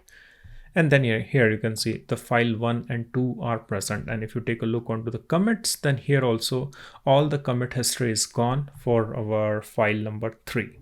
And we have already removed the commit history of 5 and 4 previously. But with the hard reset, we have removed the feature number 3 as well. And now it is gone back to our feature number 2. So that's how you can use the git reset using 3 flags, which is your mixed, hard, and soft. Let's move ahead, and the next command which I would like to take is the git commit amend command. So being a developer, you might be working on multiple changes in your code base, and this git commit amend command is really useful before you even push your code to the main repository or even into your branch. Why this is important? Because being a developer, if you want to make 10 changes, then you don't want to create 10 unnecessary commits. You want to club all of those changes into a single commit. And it is quite often that you make a change and then later on after a couple of hours you realize that no, I need to make one more new change, but then you realize, do I need to make a new commit? Then in that such a scenario, you can use the git commit amend command to save yourself from creating multiple commits. Okay, and this git amend command is really useful when you have not pushed your code to your own branch or your main repository. Then it becomes really handy. Otherwise, you need to do a git push using the force. But anyway, I'm just going to take a very simple example to explain this, how the git commit amend command works. First, take a look onto the commit messages which we have committed previously into our GitHub repository. So the command I'm going to run is git log, and after that I'm just going to supply one line flag. And here you can see these are the commit messages. So now the very simple example using the git amend command is we would like to modify this particular commit message. All right. So this is the last message which we have committed and pushed into our GitHub repository. So how we can modify that? So as soon as you run the git commit amend command, then it is going to pick your latest or last commit message. Okay. So here I'm going to run the command git commit and then I'm going to run git amend and hit enter. So here you can see the same message has been opened into the edit mode. So from the keyboard you can press I for going into the edit mode, and here you can add your custom message. For example, added a feature number 2 for demo. Okay, after that you can just simply escape and then you can press colon W and Q to save your commit message and then hit enter. All right, so after that your commit message has been saved and it has been modified. Let's take a look again the git commit history. So again I'm just going to run the command git log one line, which you can see over here, and then hit enter. So here you can see my previous message has been modified. So this is the very simple example through which you can just simply edit your previous commit message using the git commit amend command. Now let's take one more step further, and apart from modifying a simple commit message, now I would like to modify my file as well as modify my previous commit message. So there are two things we are targeting with the git commit amend command. So again, I'm going to take a same example of a feature2.txt, and here first of all I'm going to make a changes. So this is a change in file I am doing for git commit amend. Okay, although in your case it will be your code, but to make this example simple, that's why I am taking the txt file over here. Otherwise there is no other reason which for that particular purpose I have taken the text file. All right, now let's save the file, and now if I go to my terminal and let's take a look onto our commit messages. So here I'm going to run the command git log and then one line. Okay, so here now I have modified the file, which you can see over here. This is the new change which I have done, and if I take a look over here, not here but into our terminal, then I would like to make that change as a part of this particular commit message, which is this one over here. Okay, so I don't want to introduce a new commit, but I just want that change to be a part of this particular commit. So how to do that? First of all, let's check the status, git status, and here you can see this file has been modified. Okay, so if file has been modified, the obvious thing is what you will do, you will try to add that into the git so that git is aware that this new file we need to commit and push. Okay, so here I'm going to run the command git add, and then here I'm going to add feature.txt2. Okay, now I have added. The obvious thing which you will do is to do the commit message, but here we don't want to introduce any new commit over here, but instead I want to work on the same commit which I have previously committed because my feature is not ready yet. Okay, so here what I will do, I will just go and type git commit, and then after that I will just type amend and then hit enter. So here I'm going to go into edit mode by pressing I and added a feature number 2 for demo and new change in file. So I have modified the same commit message over here. Then after that press escape and then colon and WQ to save your message and then hit enter. and after that your message has been modified and then your file has been added over there. Okay, so that's how you can modify your previous commit. You can add your file and that file will be a part of your git commit amend. So that's how you can work with your previous commit message modification using the git commit amend command. Now let's talk about the next feature, which is a cherry pick feature. And this feature of Git is widely used when there are multiple developers working on a single code repository, but they all are working into the different branches and developing different features. And the best way to explain this feature is to understand this current example, which I'm trying to show you. So here onto the screen, you can see there are two developers on the left hand side, which is working onto the branch 1, and there is another developer who is working on a branch 2. And here if you see, the initially when they have cloned or initially when they have started with their code, they only had two files, which is feature 1 and feature 2 in both of their branches. But they have divided their work, and the developer first, which is working on a branch 1, has decided to work on a feature number 4. And the developer 2, which is working on a branch 2, which is over here, has decided to work on a feature number 3. But eventually what happened is this particular developer, which is sitting into the branch 2, has finished this particular feature number 3. And the developer 1, which is over here, is expecting, okay, so you have finished your feature number 3, then why can't I include that feature over here into my branch before this feature is pushed to the main branch? So that's the scenario where developer 1 in the branch 1 is dependent on to the branch 2, so that he can pick that particular change or that particular feature 3 into his branch before it is getting pushed to the main branch. And this kind of a picking of a specific feature from another branch is called cherry picking.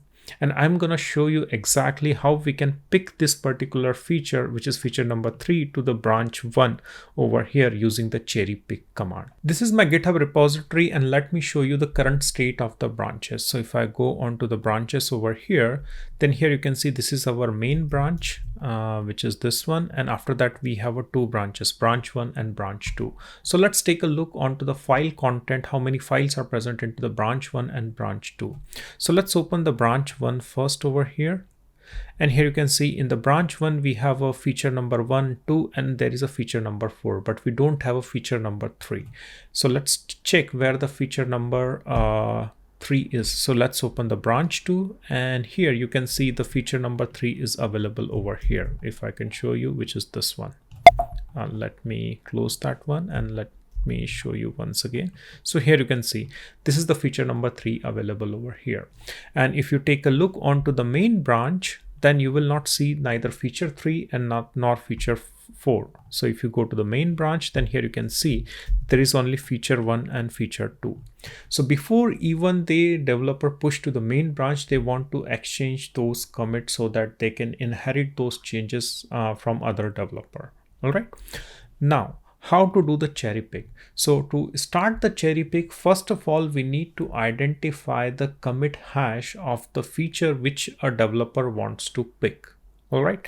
So to do that, first of all, we need to understand from where we need to pick that change. So here from branch 1 and branch 2, we can easily say we need to pick the change from the branch 2. And which change we want to pick? We just want to pick this particular feature 3 commit. All right. So now what we need to do, first of all, we need to go and check out this branch 2. So to do that, what we need to do, just let's get back to our terminal. And here you can see the command which I'm going to run is git checkout, go to the branch 2 over here. Okay. So now we have switched to branch. I was already on a branch 2, but in case I can show you again, git branch. So here you can see I'm already on a second branch. All right. So I need to pick a change from a branch 2. So I was already in the branch, or if you are not, then check out that particular branch, whatever from where you want to pick. Oh, okay. Now let's get back to terminal. I'll clear the screen. Then we need to find the commit hash for that particular feature. So to do that, what we need to do is git log, and then we need to run the command one line. And here you can see the feature. So which feature we want to pick? So we want to pick the feature number 3. Okay, so here what we are going to do, we are just going to copy this commit hash from here. Just copy this one from here. Okay, and if it seems too complicated, then what you can do, you can even go to your GitHub repository, go to the branch where you are, or like a branch 2 from where you need to pick. So click on this branch 2, and here go to the commits, and here you can see this is the feature 3, and here is the commit, the same commit which you can see, which is starting with 1 2 3 5, and here you can also see 1 2 3 5, the same commit. So you can pick that commit hash from here as well. Okay, now we have copied this particular commit hash from the branch 2. So now we have done this part, we have copied the commit hash of this particular feature 3. Okay, now let's get back to the branch 1 now, because we want to cherry pick and put this commit over here. Okay, now let's get back to our terminal. I'm gonna clear the screen, and now I'm gonna check out git checkout, and then go to branch 1. Okay, so now I have switched to branch 1, which you can verify from the command git branch, and here you can see I'm into branch 1. Now I'm going to clear the screen, and the next command which I'm going to run is git cherry pick, and after that the commit hash, which is this commit hash of feature 3. All right, copy this commit hash and paste it over here. Okay, and after that just simply hit enter, and here you can see it has now added the feature number 3. Okay, and now you can take a look by running the command ls, and here you will see all the file, feature 1, feature 2, feature 3, and feature 4. Okay, now the commit we have cherry picked from branch 2 to branch 1. After that, what we need to do, we just need to perform the git push. So here I'm going to run the command git push over here and hit enter. And here you can see the change has been pushed into the branch 1. Okay, which we can verify. Now let's get back to our browser, and here go to the branches. Go to the branches over here. Go to the branch 1, and now we should have a feature number 1, 2, 3, and 4. So click on this branch 1. And here you can see all the files are available over here, which you can see 1, 2, 3, and 4. Okay, so we have cherry picked the change from branch 2 to branch 1. And here in the branch 1, we have 1, 2, 3, and 4 features available. All right, now let's take a look onto the main branch as well, because on the main branch, we have not pushed anything. So if you take a look, so this is our main branch, which you can see. This is our main branch, and here you can see we are still having 1 and 2. Nothing has been pushed to the main branch yet. So this is the cherry pick feature, which is quite handy to exchange the feature between the developer before that feature made available into our main branch. Let's talk about the next command in the Git, and the command is Git rebase interactive, and this is a really cool utility offered from a Git. So with the help of Git rebase interactive, what you can do, you can merge your multiple commits into a single commit, and the feature which is called it over here is squash. So using squash, you can combine multiple commit messages into a single commit message to clean up your Git history. Secondly, you can also reorder or reword one of your commit messages from your Git commit history. So that is another thing which you can achieve with your Git rebase interactive.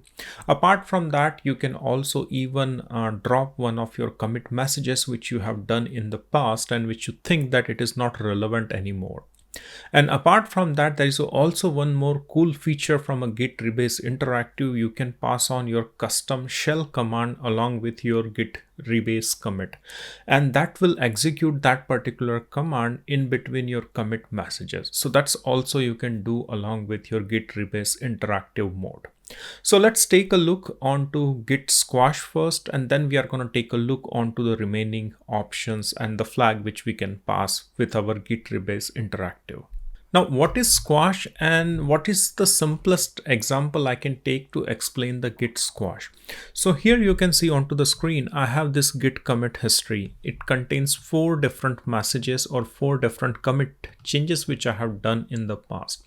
But for the squash example, I would like to only work on these 2 commit messages, which is for feature number 6 and the feature number 5. So with the help of squash, I just want to merge these 2 messages into a single message. So for example, if I would going to execute this squash, then this is how I'm going to create a new message, which will be a combined commit message, which you can see over here with feature number 5 and feature number 6. So let's jump to the terminal and see how we can run the squash command. To start with the squashing, first of all, we need to identify or take a look onto all the commit history. To do that, I'm going to run the command git log, and after that, I'm going to put a flag 1 line. And here you can see, as I already told you, we are planning to squash the feature number 5 and feature number 6. So these are the 2 commit hash. And these 2 commit hashes you can find from here on this particular side on the left hand side. Now, to begin the squash, you also need to know what is the previous commit before these 2 commit hashes. So if I take a look onto the screen, then these are the 2 commit hashes which we want to squash. But before that, this is the commit hash which is available. So we just need to know the previous commit hash from where we can just begin the squashing. All right. So now what we need to do, we just need to concentrate on this particular commit hash, which is for feature number 3, because after that I will be able to squash these 2 commit hashes. All right. So to do that, what we need to do, first of all, let's copy this commit hash of feature 3, copy this one and go to your terminal, and the command which I'm going to run over here at git rebase and followed by I for interactive and the commit hash, and hit enter. And as soon as you will hit the enter, then you will see over here that feature 5 and feature 6 commit hash has been picked, and these are the pick flag which you can see available over here. So the rule is very simple. Just identify the previous commit from where you want to do the squashing. So here in my case, the previous commit was feature number 3, and after that I want to squash feature number 5 and feature number 6. Okay. Now we have identified this part. So let's see how we can squash the commits. To do that, what you need to do, you just need to go into the edit mode of this VI editor. So I'll press I from here, and after that we just need to pick the commit which we want to squash. So here let's pick the feature number 6 over here, which is this one.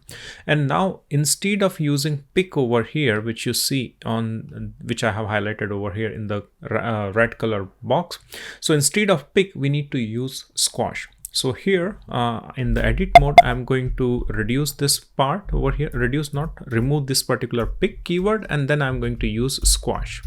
Okay. Instead of squash, you can use a simple S, one single alphabet as well. All right. Now, after that, I'm just going to press escape, and then I'm going to press W and Q to save this particular commit. And here you can see another editor window has opened. So be careful, like this is the change which is going to happen. Now here you need to identify that which commit message you want to modify. Let's take a look onto this editor window in bit more detail. So yes, we were targeting the feature number 5 and feature number 6. So both the messages are available over here. So we need to combine these 2 messages. So again, I'm going to go into the edit mode by pressing the I, which you can see at the bottom that I'm into the insert mode. And after that, after I press the I, then I will have a ability to move around and make the changes. So first of all, let's delete this message because we want to combine and make a single change. Okay, and here I'm going to make, this is a squash commit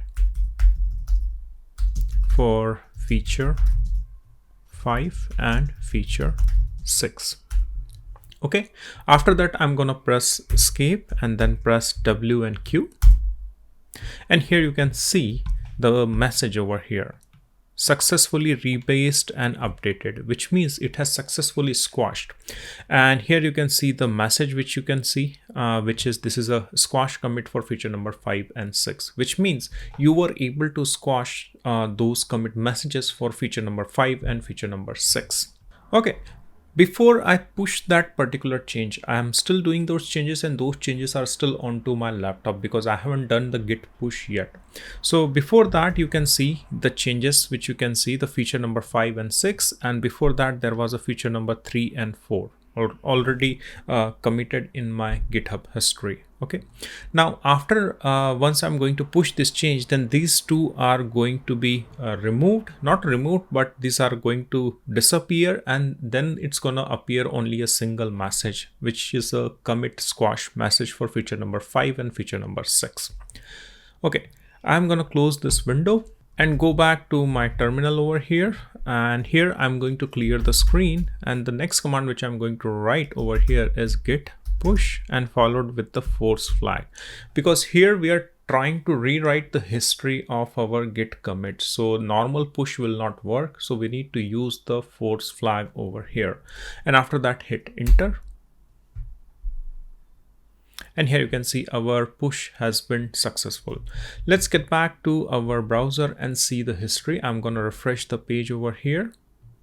And here you can see now our new squashed single commit message is visible for feature number 5 and feature number 6, and rest of the features are still there. We have not changed anything onto those features, which you can see feature number 3 and feature number 4. So this is how the squash work, and I have only squashed the 2 commits, but you can have multiple commits which you can squash, and you can clean your commit history a bit more onto your GitHub repository.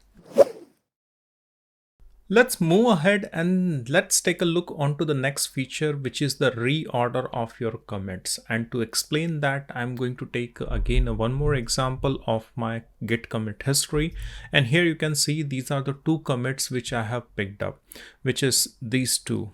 So here you can see the ordering is incorrect. So here the feature number 4 is at bottom and feature number 3 is at top. So I just like to reverse this order so that we have a feature number 1, 2, 3, 4, and 5 and 6. So that's the sequential order I would like to have in my commit history. But at this moment, you can see it is 1, 2, 4, and then 3. So I would like to bring 3 a little bit down and move 4 a little bit up in my commit history. So that you can do with the git reorder. And let's take a look how we can use the git rebase to reorder our commit history. Again, let's take a look onto the commit history log. So I'm going to use the command git log followed by 1 line. And here you can see our commit history. So we are going to focus onto this feature number 3 and 4 ordering. Okay, to do that, again, we need to identify the base commit or the commit before 3 and 4 feature. And the commit is, which is this one, which is belonging to feature number 2. So I need to take this commit hash to start the rebasing so that I can pick the feature number 3 and 4 commit messages.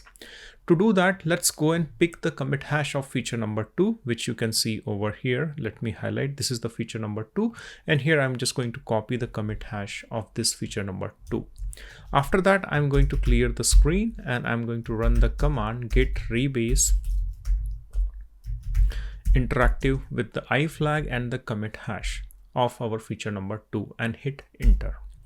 And now you can see it is allowing me to reorder my commit history for feature number 3, feature number 4, feature number 5 and 6. I don't need to touch feature number 5 and 6, but I need to fix the ordering of these feature number 3 and feature number 4. Right now I am into the VI edit mode, and to do that, what you can do, you can just cut and paste the whole commit message the order you want. So here I'm just going to do the cut, and the cut you can do by pressing 2 times D. So here you can see I just cut the message and the feature number 3, and the order I would like to have it is I would like to have it before feature number 4. So I'm going to paste by pressing the P from the keyboard. And here, sorry, I think it's wrong. Let me do once more. Let me go into the edit mode, and then here I will just paste it over here. Okay, so here I have just pasted the message. So now the order is correct, and now the feature number 3, feature number 4, and then 5 and 6. Now it looks more accurate. Now I will press W and Q to save the file with colon. So from the keyboard, first of all, you need to press escape and then W and Q to save the file. And now you can see our rebase has been successful. And let me show you the git commit history also. Let's refresh the page. So here you can see the history is bit skewed over here, which you can see the feature number 3 and feature number 4 is not in order. So after this, feature number 3 should go down below the feature number 4. Okay, so let's get back, and from the terminal, now we need to do the git push using the force because we are rewriting the history of our git commit. So now I'm going to use the command git push with the F flag and then hit enter.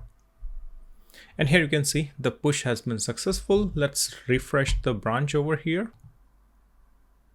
And here you can see the history has been rewritten, and now my feature commits are perfectly in the right order. Moving further, the next feature of Git rebase I would like to show you is the drop. So for example, you're working on your code repository and then you realize you need to drop some of the commits which is not relevant anymore, or if you have pushed some of the wrong commits in your GitHub repository. So to explain this, I'm going to take a very simple example. So here I thought like, okay, I have committed feature number 1, 2, 3, and 4, but then I also committed a feature number 5 and 6, which you can see over here. And then later on, I realized that feature number 5 and 6 are not correct, and that was an incorrect push. So how can I get rid of those commit message as well as those code I have added in the feature number 5 and 6? To do that, I'm going to use the drop feature of Git rebase interactive. So let's jump to our terminal and see how we can drop the feature number 5 and 6 commit from my Git repository. Let's open the Git log history. So here I'm going to run the command git log and followed by one line. And here you can see this is the Git log history, and here I would like to work on the commit history for this particular feature where 5 and 6 I need to drop. So I will take the base commit, just a commit before that particular feature number 5 and 6. So I'm going to work on the feature number 4 commit hash. So I'm going to copy this commit hash to initiate the rebase. I cannot do the rebase on the exact commit which I want to drop. So I will take the commit which is just before that, or which is a base commit for that particular change. So I'm going to copy that one and I'm going to run the command git rebase interactive and paste the hash code over here. Okay, after that, here you can see the sorry, I just pressed the wrong window. So here you can see onto the window that this particular message is available, and now I am into the edit mode where I can supply the drop commands or drop flags inside my commit history. So here I need to go into the edit mode. So from the keyboard, what you need to do is you need to press I. I'm using the VI editor. If you're using the nano editor, then please follow the nano editor commands for editing these or making these kind of changes. Okay, so here since I need to drop this particular commit messages, so here I need to use let me show you. So here I need to use, instead of pick, I need to use drop. So here I will just remove the pick from here, and instead of that I'm going to use drop. So I will use the keyword drop over here, which you can see. I'll just highlight it again. So here you can see I have changed from pick to drop. Okay, and instead of using drop, you can use a single alphabet, which is D, and then it will also work for you. Okay, after that you just need to click on escape and then colon, then W and Q to save and quit. Okay, so this file has been updated, and here we have updated that yes, we are going to drop this particular commit. Okay, after that I'm just going to hit enter. Okay, so now we have rebased it, and the next thing which we need to do is we need to push this particular change. And let me show you the commit history. So here you can see, let me refresh the page. So here you can see this particular message is available, but after I push this particular change, then this message will be gone. Okay, so here I'm going to run the command git push, and then I need to supply the force flag because we are rewriting the history. The normal push will not work, and then hit enter. And here you can see force push has been done onto my branch. So let's take a look and refresh this particular page. And here you can see the feature number 5 and 6 is gone, and now I am left with feature number 1, 2, 3 and 4. So that's how you can drop your commit from your git commit history using the drop feature of Git Rebase Interactive. Now let's take a look on to the next feature of a Git rebase, which is executing the commands while you are doing the rebasing. And this feature is not used very commonly, but it is quite a handy feature when you want to execute some of your custom shell commands when you are doing the rebase and you want to do this execution of these commands in between the commits.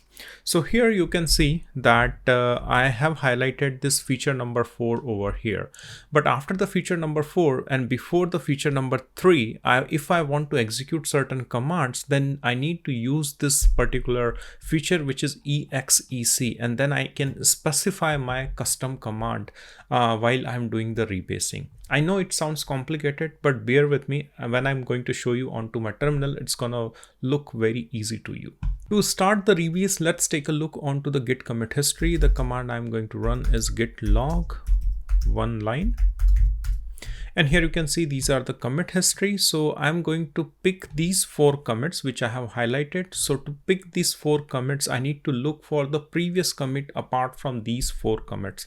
So which is this one over here. So always look for the base commit from the commit which you want to work on using the rebase. So here we are working on the feature number 4, 3, 2 and 1. So I need to identify the base commit of after this. So the base commit is which is this one.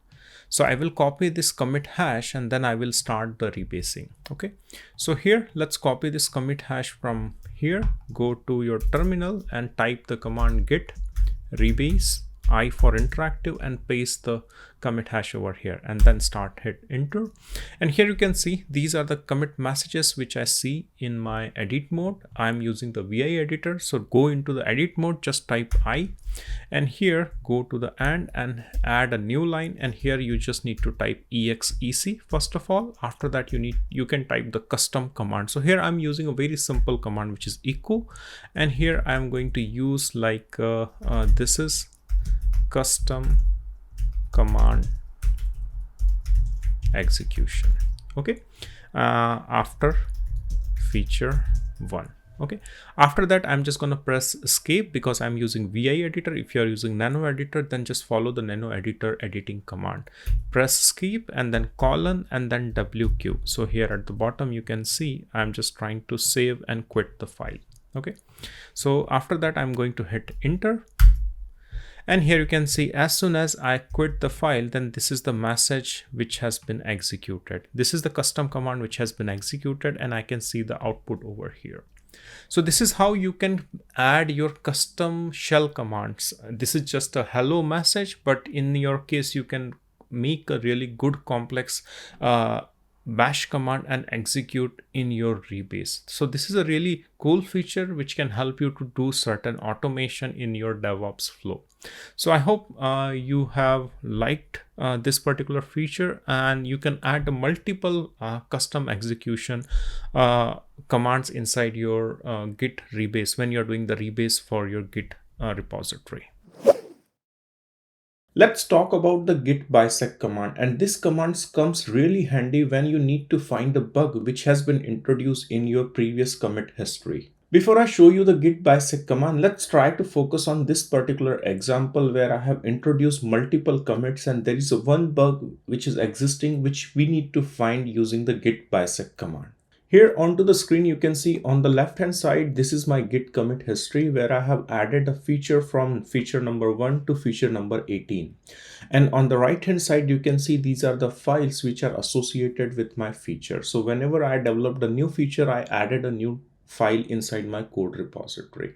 Although it's a text file, but the same concept will work onto your actual application code which you are committing into your GitHub repository. As you can see, there are multiple commits which exist in my Git commit history, and somewhere down the line into those commits, I have introduced a bug which I need to find with the help of Git Bisect command. So first of all, I'm going to tell you like where I have introduced the bug. So if I take a look onto this particular new slides, then here you will see that I have highlighted the feature number 11 text file. This is where I have introduced a bug inside my code. So the text of this particular file is specifically contains a specific word which is called bug over here, which you can see. And as I have shown you, like I have done multiple commits. So I have done the commits for each file. So I have a really long history of commit from feature number 1 to feature number 18. And somewhere in between that, feature number 11 is the one where I have introduced the bug. So with the help of Git Bisect command, we are just trying to locate this particular bug inside my commit history. So that's the example which we are going to demonstrate using the Git Bisect command.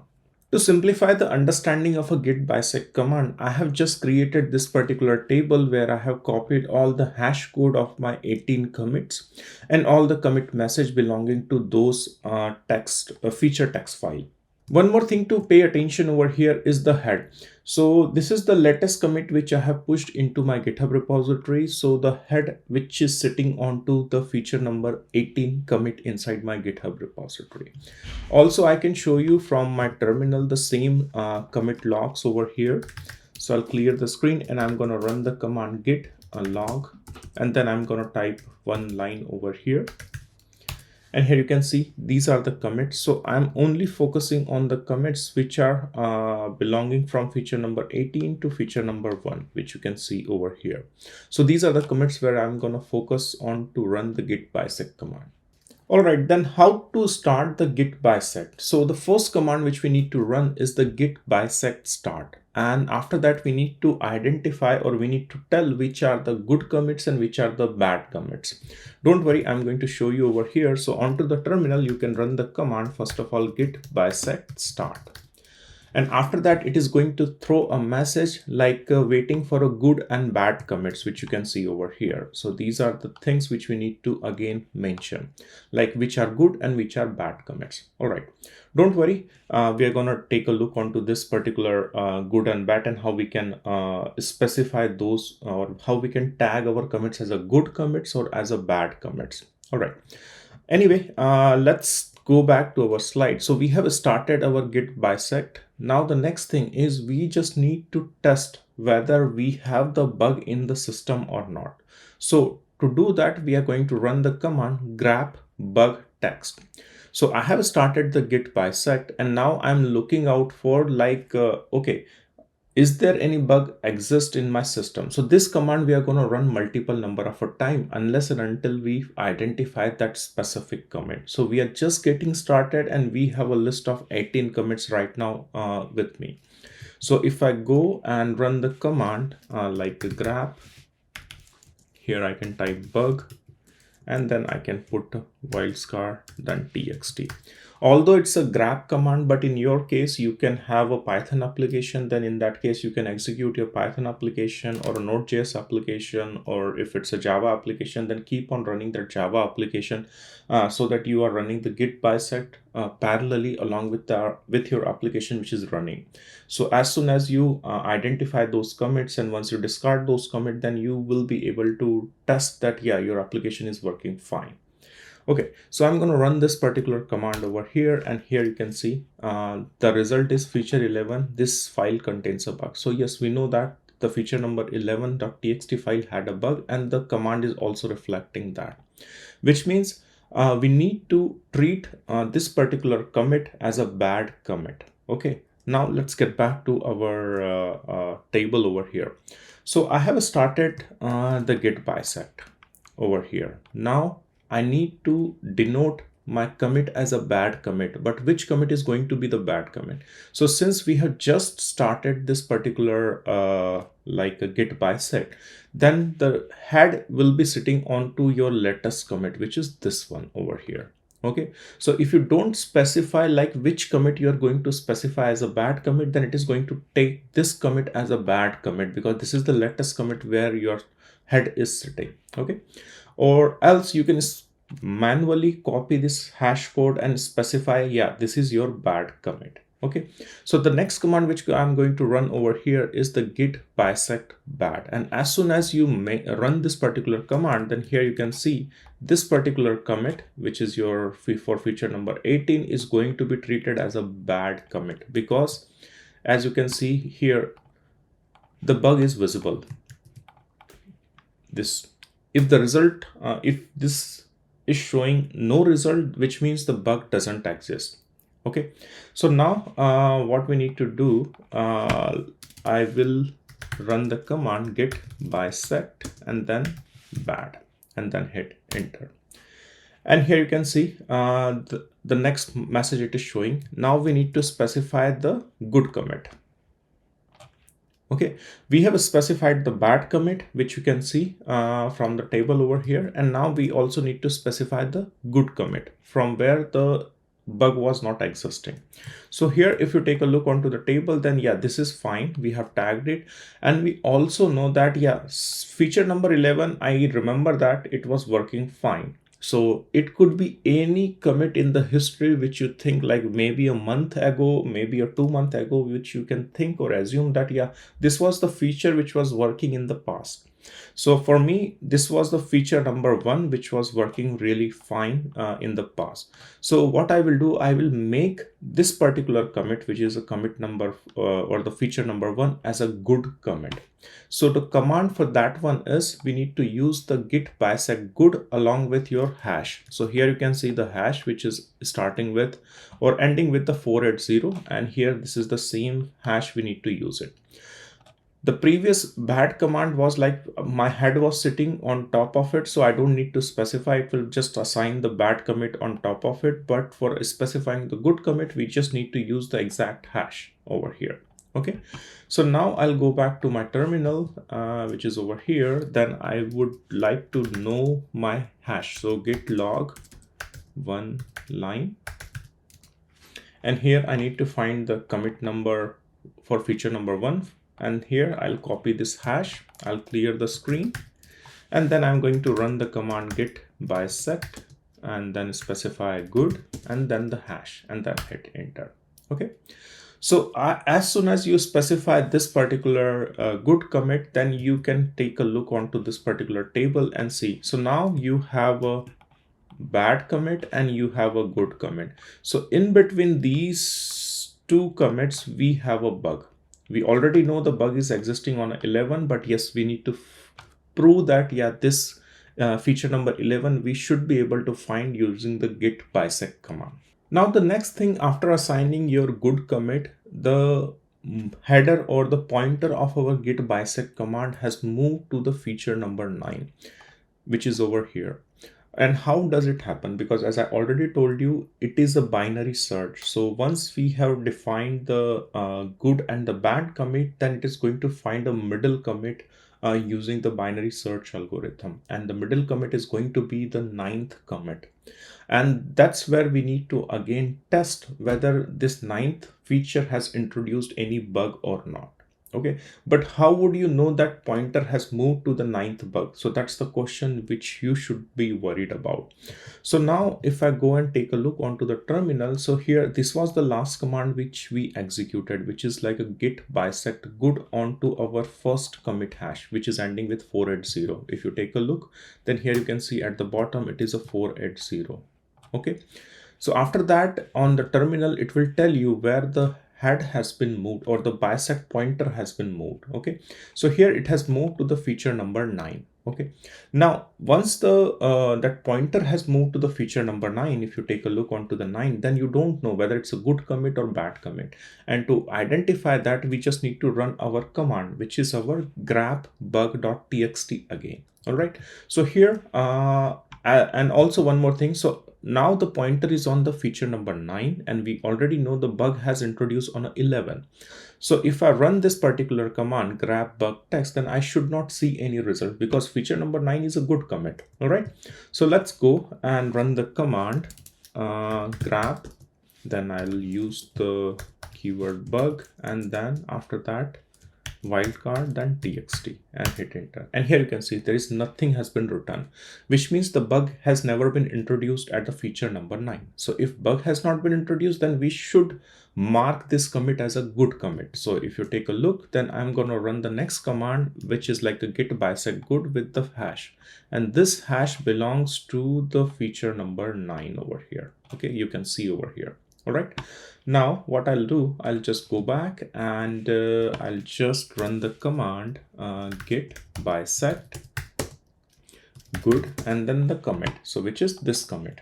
Okay, this is the like a longer version of a hash, but if you see the starting, it is, or maybe I can just take the one which is more relevant with my slide, which is ending with 4e. Let's take a look, 4e. Okay, so I'm gonna paste over here and set it to good commit. Okay, now as soon as you mark that feature number 9 as a good commit, then your pointer has moved to the feature number 13. Okay, so let's take a look onto the table once again. So now we have marked this as a good commit. So now this is marked as a good, and the scope is now like it will now search between these two commits. Okay, so initially we started from 18 and 1, but now we have reduced that scope between the 18 to 10th.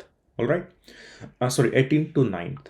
All right, and now after running or after marking this as a good commit, then if you take a look onto our terminal, that pointer has moved to the feature number 13. So let's take a look onto the table. So here now our pointer has moved to the feature number 13, and again I'm going to run the grep bug command so that I can test whether this 13 feature has introduced any bug or not. So again I'm going to run this particular command, that grep bug test, and as I know that yes, we introduced the bug at a feature number 11, so feature number 13 should return the result. And here you can see the feature number 13, my pointer is at feature number 13, and I know that 11 was the bug, so yes, it is resulting me the bug. So what I can do, I can simply run the command. Let's take a look onto the slide. So I will run the command git bisect bad for feature number 13 commit, so which is this one and which is this one, so it is exactly matching. Okay, and it is ending with the 14. So I'll go back to my terminal, and here I'm gonna copy the hash and I'm gonna put git bisect bad and then gonna hit the hash, or I'm just gonna paste the hash over here. And here you can see now we have added that bad flag over the feature number 13, and as soon as you mark that feature as a bad, then the pointer has moved to the feature number 11. Okay, let's take a look onto the table over here.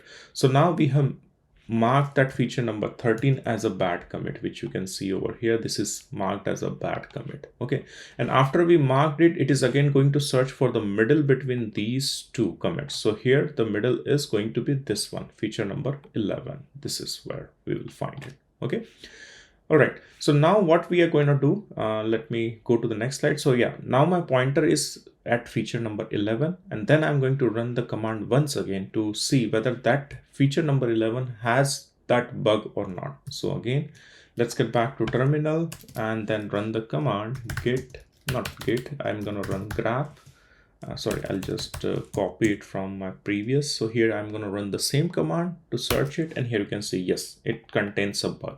So again, I'm going to mark this feature number 11 as a bad commit. So here, if you go to the slide, then I'm going to mark this as a bad commit. So here, if you take a look onto the hash, which is ending with 63, and this is also same over here. So I'm going to treat this as a bad commit. Okay, let's go back and run the command git bisect bad and then the commit. So let's see, the commit is ending with the 63. So I'm going to copy the commit hash from here and paste it over here. And here you can see, I'll just move a bit. So now we have marked that 11 as a bad commit, and the pointer has moved to the 10th commit over here. Okay, so now if you take a look onto the table, then here we have marked this as a bad commit, which is this one, and now the pointer has moved to the 10th commit, which is this one. Okay, and it is just that I already told you that feature number 11 is the buggy commit. So, but in reality, you don't know when you are running these kind of a setup. So again, now the pointer has moved to the 10th commit, then we need to evaluate this 10th commit as well to understand whether this 10th commit contains the bug or not. Okay, so now the pointer is moved to the 10th commit, then let's run the command once again. So here you can see this is pointer is coming, is on to the 10th commit. Now let's run the command, which is grep bug, and then hit enter. And here you can see there is no result when I executed this command, which means our 10th commit is a good commit. All right. So what I will do, I'll copy this particular hash, which is ending with, let me take a look, which is ending with 34B for the 10th commit, which we need to mark it as a good commit. Okay. So now I'll copy this commit hash and clear the screen, and I'm going to run the command git bisect good and then put the hash over here. And here you can see that we have marked our 10th commit as a good commit. Okay, so let's take a look onto the diagram once again. So here you can see now we have marked as a good commit. So now we have reduced the search. There is not any more commit to go and look for whether it's a good or bad commit, because we have reduced the scope and now we are on to 10th and 11th, and we know that there are not any more commit left in the Git history to search for. Also keep in mind, as soon as the commit is found and you found that particular bug commit, then the message of this particular like a git bisect will change. So here you can see that this message, which you can see here, it is not telling you that where pointer has moved, but it is just giving you the detail about the commit which has introduced the bug. So it is telling me that feature number 11.txt has introduced the bug, and it has been introduced on September 7th, and the author, which is Rahul Wagh, who has introduced this bug into the system. All right, and if you run the command now, let's clear the screen, the git bisect and log, then you should be able to see over here. So here the first bad commit, which is feature number 11, and rest of the commits which you can see all are tagged as a good and bad. So this is how you can like run the git bisect command, and although I have simplified using this table, but you can keep the history of those commit onto somewhere into your notepad if you have a really long history, because this will help you to understand and identify and locate that particular bug using the bisect command. The next command which we are going to take a look is the Git Stash command, and this is a really handy command when a developer has some unfinished feature development and developer still wants to work on to those changes without committing those files into the GitHub branch. Let's take a look onto the Git Stash commands which we are going to perform into the demo. So first we are going to start with the obvious Git Stash command for both tracked and untracked file. Don't worry, I'm going to show you what is tracked and untracked file. Second, we are going to take a look onto how you can pop or apply those changes and what is the difference between the Git Stash pop and apply. After that, we are going to take a look onto some utility command, for example, git stash list, git stash view, which will help you to view what you have stashed using the git stash command. After that, we are going to take a look like how you can drop and clear your stash list inside your GitHub branch. Let's try to simplify the Git Stash concept with some realistic example. And here in this realistic example, I have taken a kitchen platform and a fridge. So kitchen platform is the place where you cook your food, and fridge is the place where you store your food item. All right.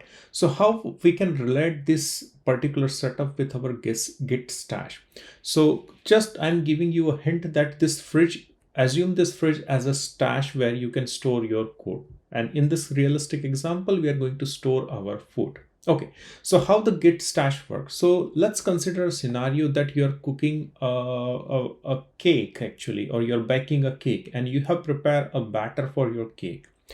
But on that particular day, your wife comes and say, no, I don't want to eat cake. I want to eat pizza. but you already prepared a batter for your cake. So what you will do with that particular batter which you have prepared for baking the cake? So the idea is quite simple. So you are going to store that batter into the fridge. So maybe next day or after a couple of days, you can again fetch that particular batter back, and then you can do the baking of that particular cake, so that your batter is not going to be get wasted.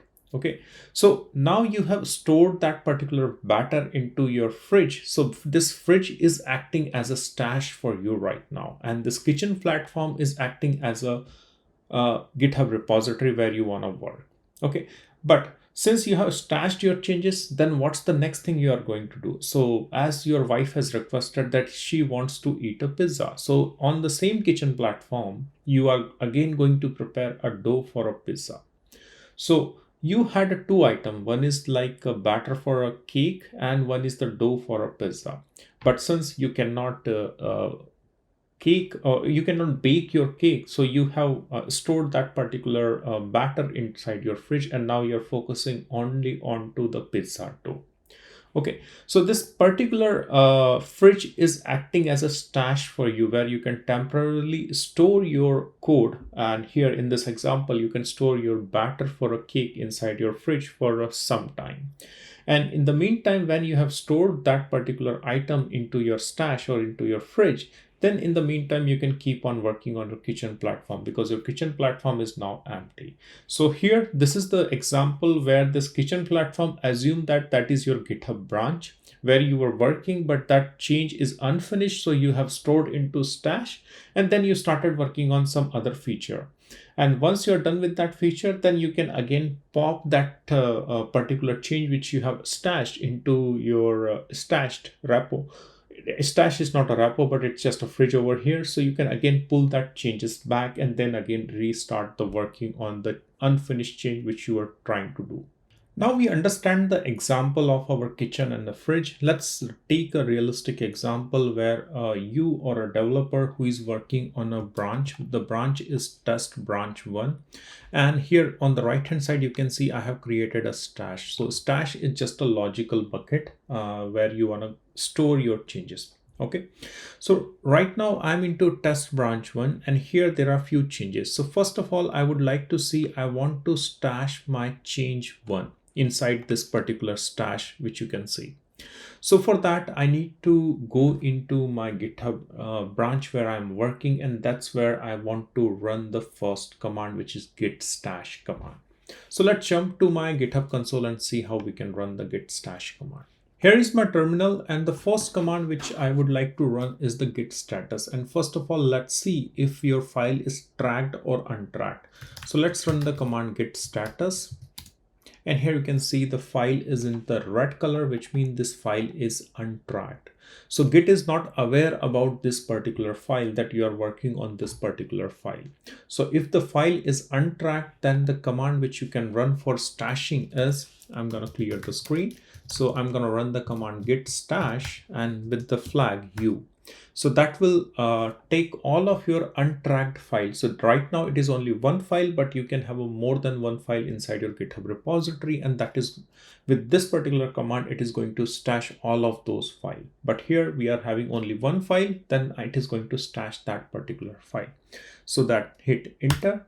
And here you can see that our first file has been stashed. And this is the it's a hash which is generated, and that hash belongs to the stash which we have just done for our first file. Now after running our first git stash command, so now our first file has been stashed, which is our change1.txt.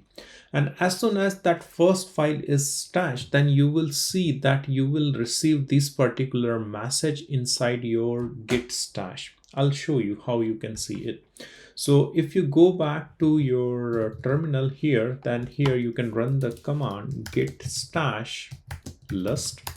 And here you can see this is your first stash, which is starting with the 0. So that's the identifier, how many stash you have done it. So you have done only one stash, and that starts with the 0. And this is the hash for that particular stash which you have done. So the more stash you do, this particular number which you can see over here, this number will keep on increasing. I'll show you.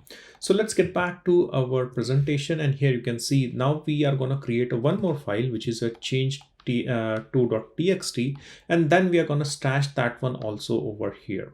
So along with that, then it is going to create a one more stash @1, and here it is going to be associated with the change to.txt. All right, so let's get back to our terminal. I'll clear the screen and let's create a file. First of all, let's assume that developer is trying to create a one more change which is the unfinished change, but he wants to stash that particular change also again into our stash. So here let's create a file like what's the file name over here? Change2. So let's create change2.txt, and now check the command like git status, and here you can see it is an untracked file, so I can stash it. So here the command which I'm going to run is git stash and then U for untracked file, and then hit enter, and here you can see it has been stashed. So right now this is the hash which has been given for this particular stash command.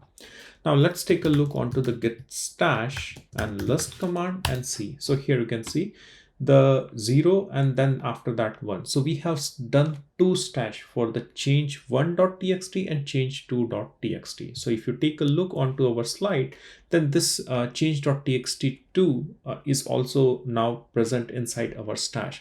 And then, sorry, I should rename this one to 1, and let me show you back. So right now you can see that this particular stash identifier has been assigned to this particular change2.txt as well.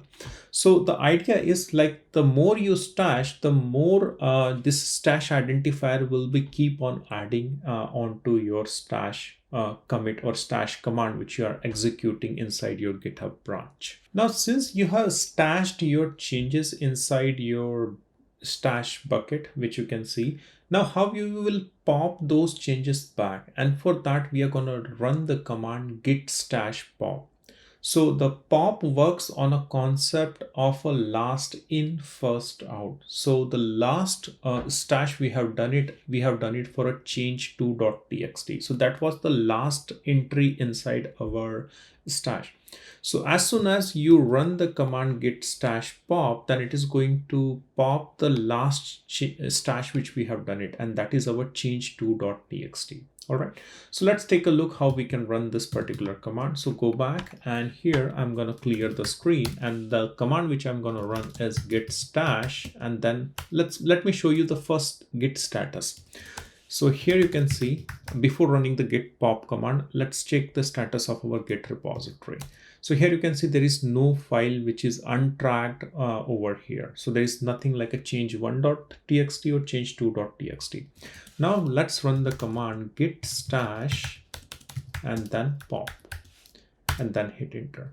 And here you can see the change2.txt has been pulled back, which means this was the last change which we have stashed. So that will be the first change which will pull back. Okay, so now you can see our this particular change has been pulled from our stash.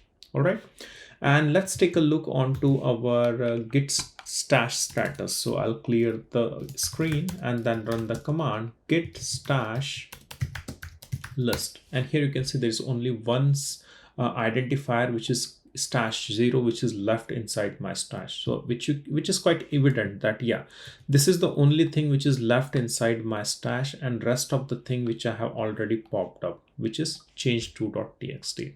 So how should I pop up this change1.txt also? So again, you can run the same command over here. So here I'm going to run the command git stash pop and then hit enter, and here you can see both change1 and test1. Sorry, I should have named it change1.txt, but anyway, the concept is 1 and 2.txt. So now we can see that our first file is also pulled back from our stash, and if you take a look onto the stash, then this stash will be empty. So here you can run the command git stash list and see the stash list is completely empty. So all the thing which we have stashed, we have popped it back from our stash. So far we have seen the git stash untracked file, we have seen the git pop command, and we also seen the git stash list command. All right, now I'm going to show you the simple git stash command for a tracked file. All right, so how to do that? So I'll close this one over here and I'll go back to my terminal, and let's take a look onto the git status. So here you can see this file is untracked file, which means Git is not aware about this particular file. So how we can make it aware? So I'm going to run the command git add, and then I'm going to run change1.txt, and after that I'm going to run the command git status again, and then the color will change it to green. Now this is a tracked file, and now we need to stash this particular file. So for that we are going to use the command as a git stash without a u flag. So here you can see this is the command which we are going to use, and we are not going to use this u over here. So that's the basic difference between the untracked and the tracked file. Let me show you how we can run this command. So here I'm gonna type the command git stash and then hit enter, and here you can see it has been stashed. I can show you git stash list, and this file is available over here inside this stash. So I'll clear the screen and let's run the command git status, and here you can see there's nothing, no file is visible over here, and you can pull that file back by running the command git stash and then pop. And here you can see the file is back over here, and your git stash should be empty, and you can verify with the command git stash list, and here you can see the stash is completely empty over here. Now let's focus on to the git apply and see the difference between the pop and the apply. What is the difference between pop and apply? So here I'll take an example once again. So here I'll go and take a look onto git status. So here you can see the file is change1.txt, and that we need to stash it. So right now the current status is git stash list. So the stash list is completely empty. There is nothing in the stash right now. All right. So first of all, let's take a look onto the git stash apply. But to apply that one, first of all, we need to perform the git stash. We need to put that file back into the stash. So for that, I'm going to clear the screen and I'm going to run the command git stash and hit enter. And let's check the status. So git stash list, and here you can see the file is inside my stash with the identifier 0, stash at the red 0. All right. And the status is empty completely. Here you can see there's nothing, no file present. Everything is stashed right now. Okay, so I have two choices. I can run the pop and I can run the apply. So we have already seen the pop. As soon as you run the pop, then it works on the last in first out. So whatever the last will be popped out of that particular stash, and stash will be empty. But in apply, whenever you run the git stash apply command, then in that case that particular item or that particular stash will not become empty. It will be popped back, but that stash item will still be there. All right, so let's take a look how it works. So here I'm gonna go back, and here let's take a look onto the git stash list. So the item is present over there. Okay, and then I'm gonna pop that change back into my GitHub repository using the git stash apply. So here run the command git stash and then apply and then hit enter. And here you can see the change is pulled back from the stash, and this file is available over here. But at the same time, if I'm going to run the command git stash list, then you can still see the stash is still not empty. The changes, that particular stash is still there. So that's the basic difference between the pop and the apply. So let me revise once back. If you run the pop command, then it will pop everything back from your stash, and your stash will become empty. But apply, it will pop the change back, but your stash will not become empty. So for that, either you need to run the commands git status stash drop or git stash clear. I'm going to show that one also. So right now, what we have done, let me erase these things. So right now we have run the git apply command, which means our stash is not empty. And what thing I can do over here is I can run the git stash drop to drop that particular stash and make my stash empty. Okay, so go back and then I'm gonna run the command git stash drop over here.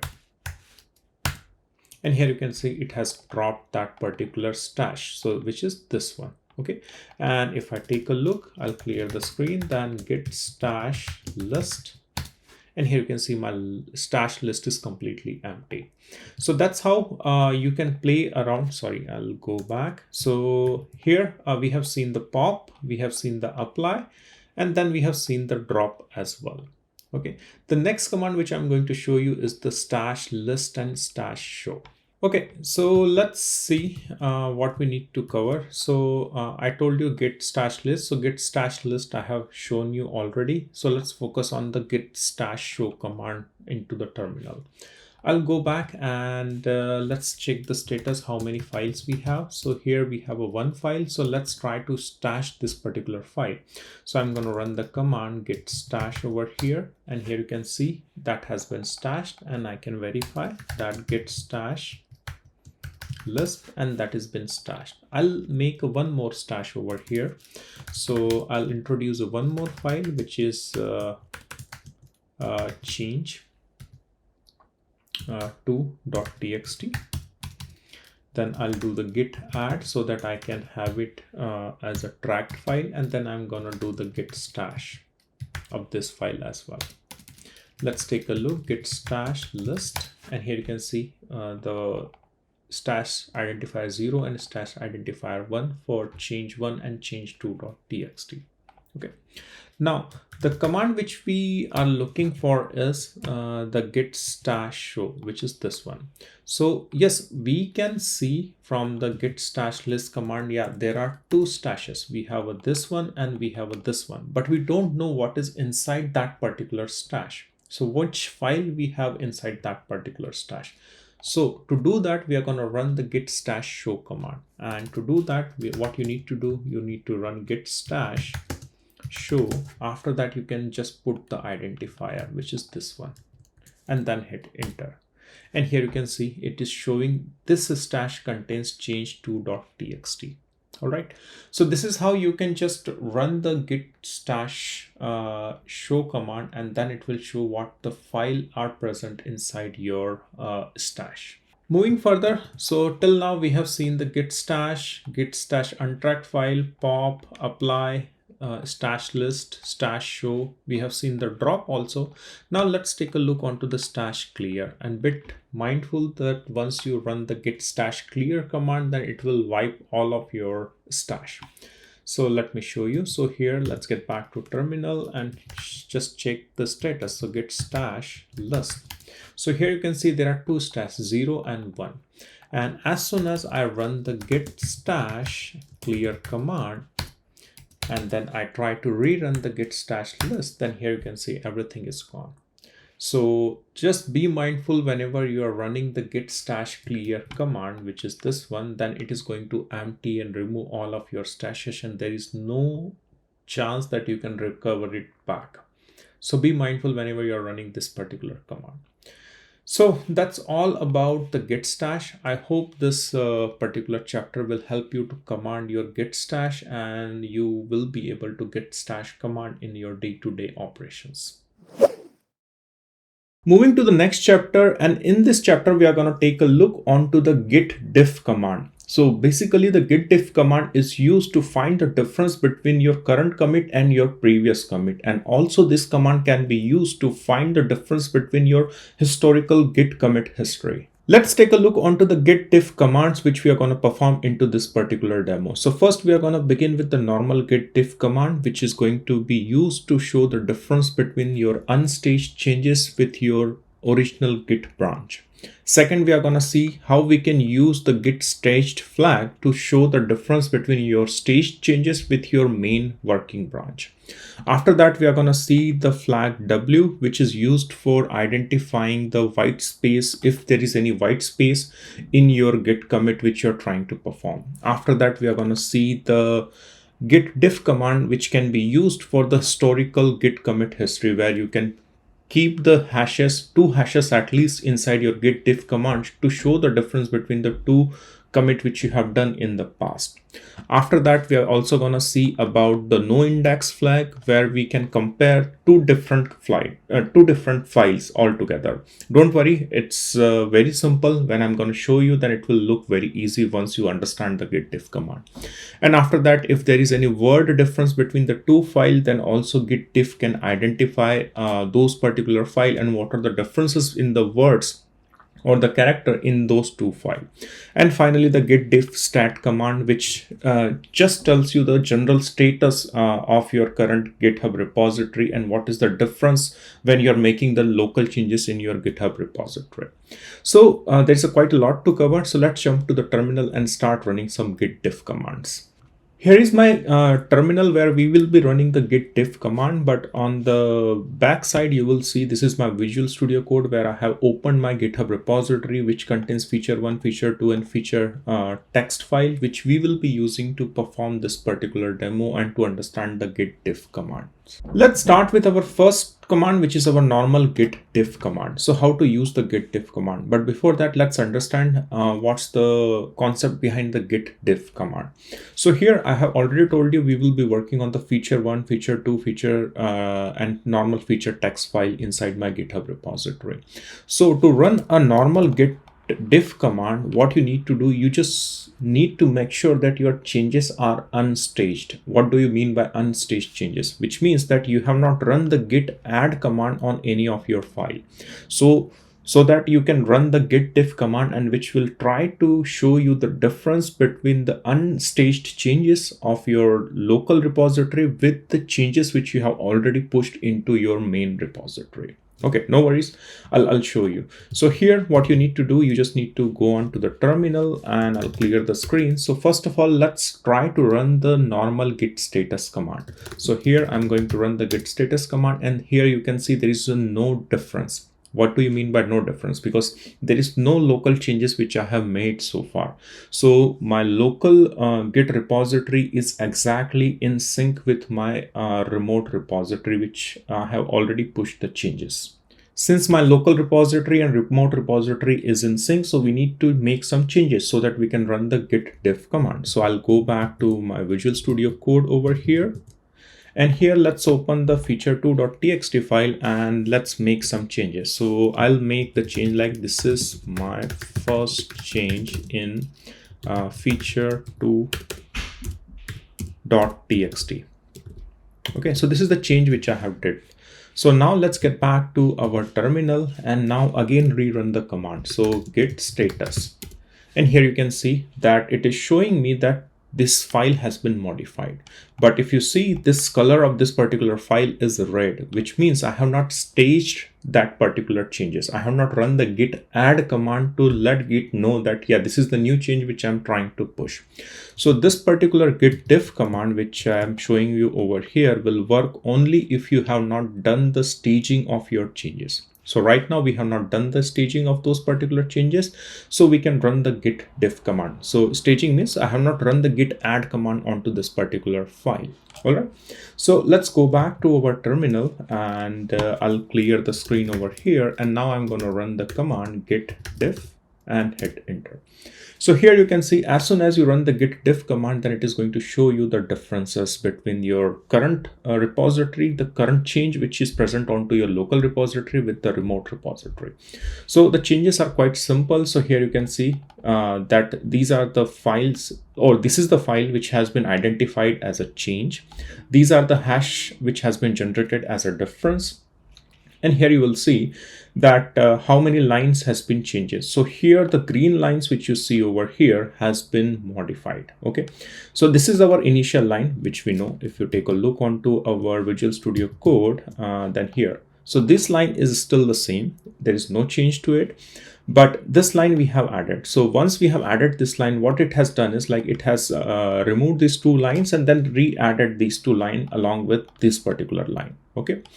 I'm repeating one more time. So this is the initial line which has no change. But when I added this third line, and what it did, it just removed these two lines and re-added those two lines. So if you see onto our terminal, then here you can see these two changes has been shown as a green. So that's the difference between your local GitHub repository to your remote working repository.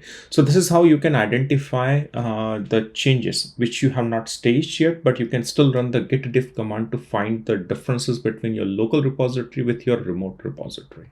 Okay, so now you have seen the normal git diff command. Let's take a look onto the next command, which is a git diff staged command. So previously I have shown like I have not added that particular file, which is a feature2 file, which you can see over here into the stage. So now I will add and then I'll show you the git diff command, okay, with the staged flag. So here, this is the flag which we need to use, but I'll show you the difference between if I don't use the stage flag and I like run the git add command to add that particular file into the staged state. Okay, so let's get back to our terminal over here. And now what I will do, I'll just clear the screen and let's run the command git status. So here you can see the feature2.txt. Okay, and if I run the git diff command without staged flag, let me show you the first that one. So it will show the difference. Yeah, it is showing me the difference, which you can see, which is quite clearly evident. Now what I'll do, I'll clear the screen and now I'm going to do git add and then I will just add feature2.txt and hit enter. Okay, now the file has been staged. Okay, so if I take a look over here, then this particular file has been staged using this git add command. Okay, now if I run the git diff command without using this staged flag, then I'll not see any difference. Okay, so let's get back and now run the command git diff. See, there is no difference. There is no difference which is visible using the git diff command. So that's where your staged flag comes into picture. So now I'm going to run the same command using the staged flag. So here I'm going to run git diff staged. And here you can see the differences. So that's the basic difference between git diff and when you use the git diff command with the staged flag. Moving further, let's take a look onto the new flag, which is a W flag, which stands for the ignoring the white spaces which you are committing inside your Git changes. So for example, I'm going to take the same file, I'm going to create some white space, and then I'm going to use this W flag along with our git diff command to show you that it ignores those white space changes and it doesn't show if you have created some white space inside your changes. So let's get back to our terminal over here. So here, first of all, let's take a, okay, before that, I will show you my Visual Studio code. Okay, so here you can see that the initial change was like this. So here you can see there was no white spaces over here, but now I am creating some white space over here and I'm going to save this particular file. So if I go and try to run the command git diff without a W flag, without a white space, then it is going to show me the difference. So let's do that, and I'll just use the command git stage because I have staged that particular change. So here you can see this is the difference it is showing over here. This is the one more change, and this is the white space it is showing me over here because I have created that white space over here. All right, now suppose you want to ignore those white spaces changes and you just want to see, okay, just don't show me the difference if there is any white space. So how you can do that? So for that, I'll clear the screen and then I'm going to run the command git diff along with the W flag and then the staged, and then hit enter. And here you can see there are no differences at all, which is visible over here. So this is the command which can be used to identify or just to ignore those white spaces from your Git command or whatever changes you're trying to push into your Git repository. Moving further, let's take a look onto the new flag in the git diff command, which is a no index flag. So this is the command which is useful when you want to compare completely two different files. So for example, the feature1 and the feature2.txt file, and these two files are completely different and their content can be completely different. And this particular file, this particular command can be useful to compare like a similar file also, and it can be used to compare two complete different file as well. So it totally depends upon your requirement, like what you want to compare. But anyway, let's take a look onto these two, this particular command, how we can use it.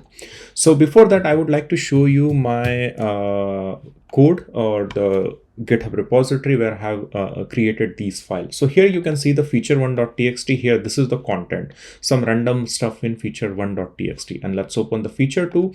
And here you can see these are the changes which is present over here. And if you compare both, the content of these two files are completely different. Those are not in similar.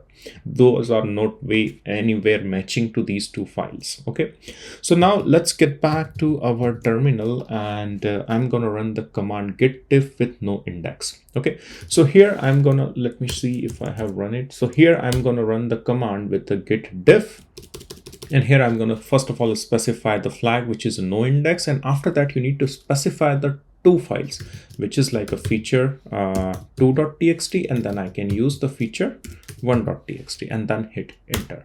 And here you can see it is showing the differences. So here you can see, yeah, this is the new change which you're trying to push, and here these are the differences which is visible over here. So although here I can see that the changes are quite small in my file, but in reality, when you're working with this particular command, then your code might contain a large number of lines of code, and that's where it will show quite a lot of large output. But the idea is quite simple. If there are two completely different files, then this is the flag which you need to use along with the git diff command to identify the differences. Let's take a look onto our initial slide and see what is the command which is we have not performed the demo. So here you can see there is a one command which is git hash and hash2, which we also need to see. So let's take a look onto this particular command. So what I'll do, I'll just get back to my terminal, and here to explain why do we need to use the different hashes. So for example, you are working on your GitHub repository for a long time, and you have multiple commits which you have performed in the past. So for example, like I can show you git log one line. So here you can see there are multiple commits which we have done in this particular GitHub repository. And now you thought, okay, let me try to find the difference somewhere here in these two commits, because that's where I think some bug was introduced. So you can use the git diff command with the hashes that will give you the exact difference between those two commits, what has changed. So how to run the git diff command with the hashes? So I'm gonna run the command git diff followed by the hashes. So here I'll copy this particular hash, paste it over here, and space, and then I'll use a new hash and then paste it over here and then hit enter. And here you can see it is just showing me the difference between these two hash commit, and these are the code changes which I have done into these particular file in the past. So this is a quite useful command when you're trying to debug some of the changes which you have done, and if there are some bug which has been introduced into your code. Let's take a look onto the next command, which is a word diff command, which is used to identify the differences in the a character which you have written inside your code file or the file where you're working basically.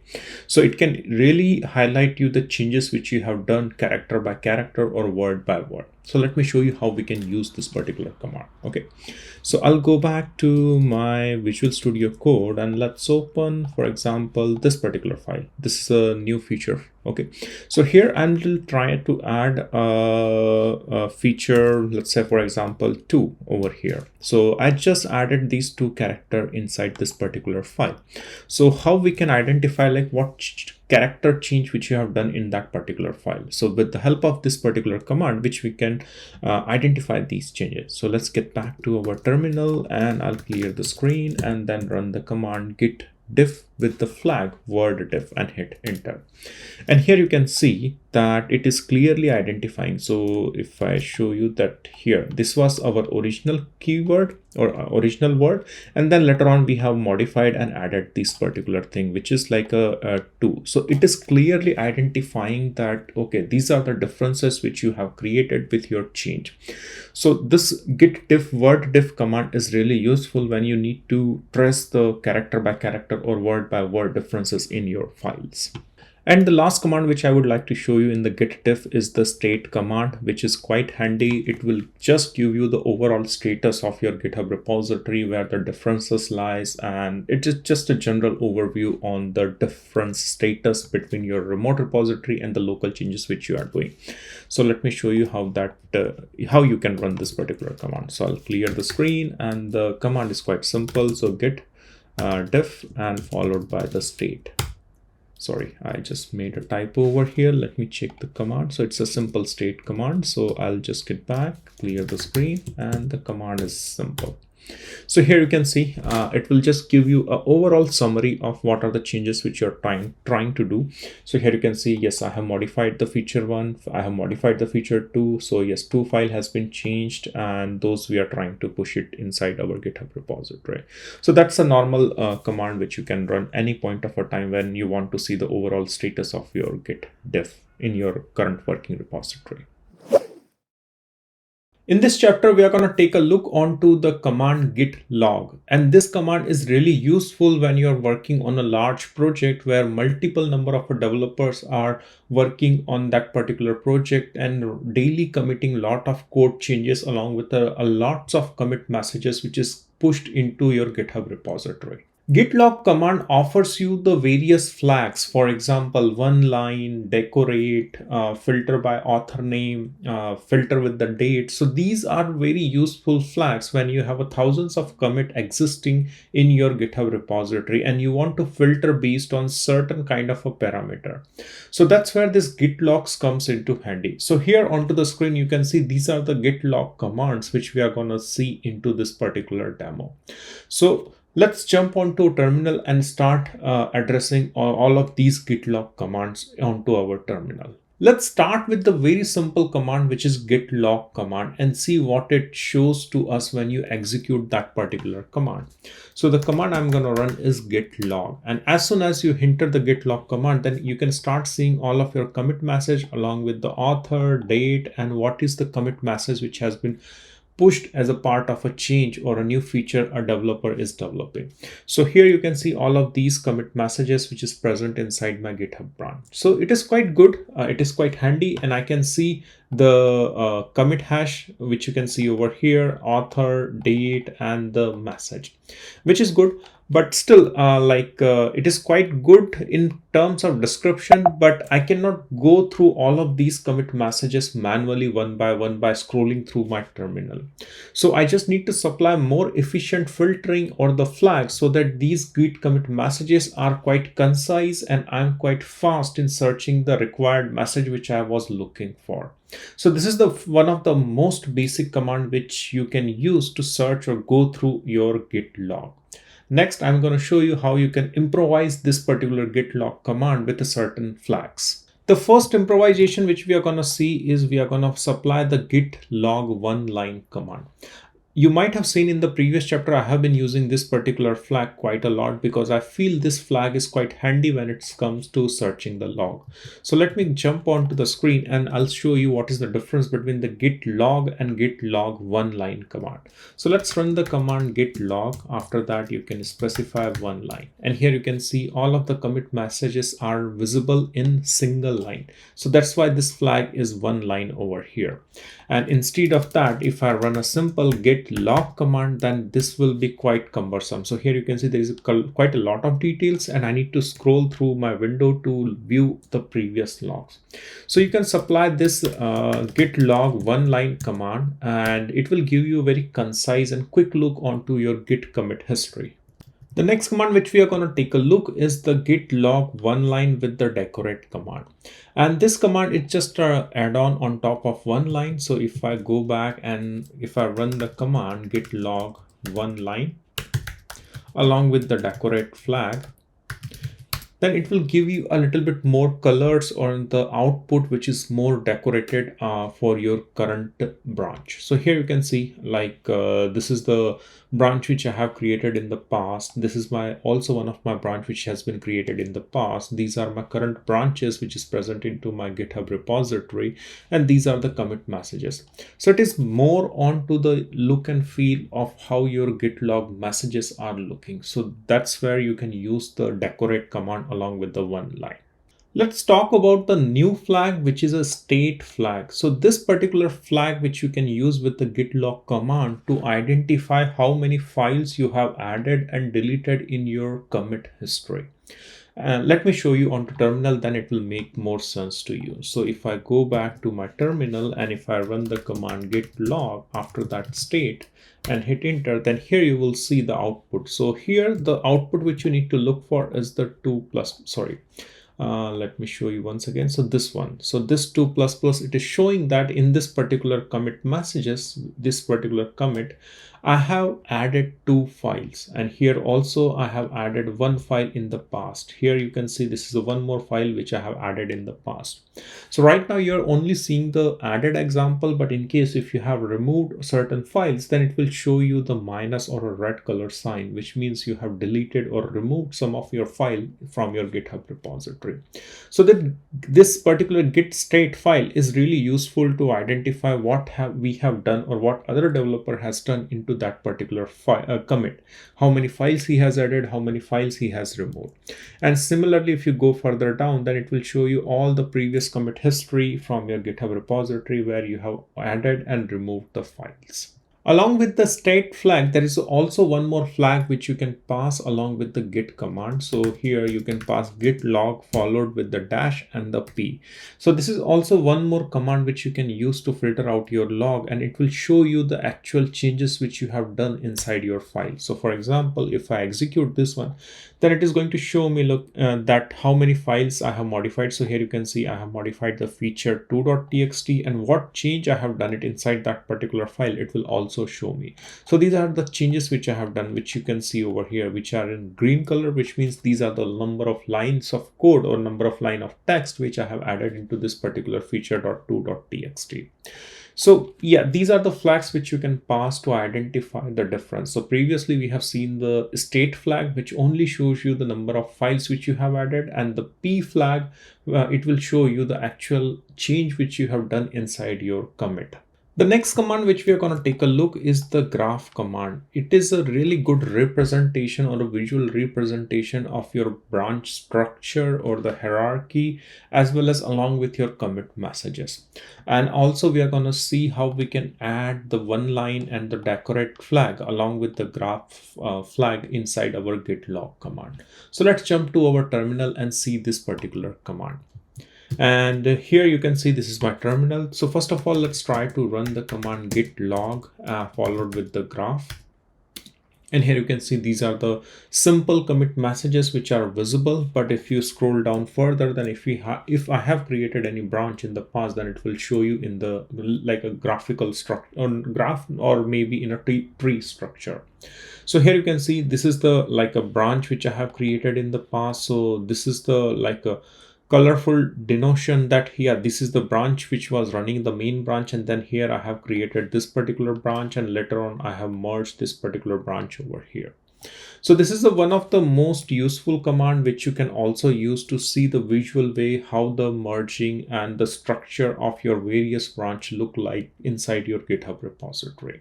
Okay, after that, I would highly recommend, instead of using the git log graph command, you should supply some more flag. For example, I will use the same command, but here I will pass the flag as one line. And here you can see it is more structured here.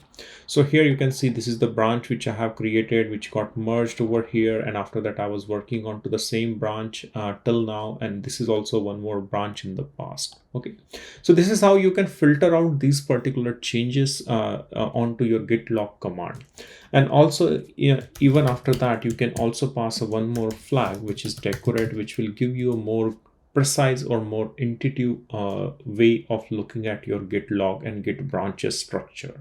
Moving further, the next command which I would like to show you is the git log pretty command, where you can just format your log messages. Sometimes you cannot use your default log messages which is generated by git log command, and you want to have your custom formatting so that you are very good at reading those commit messages in your own format, which you feel comfortable working with.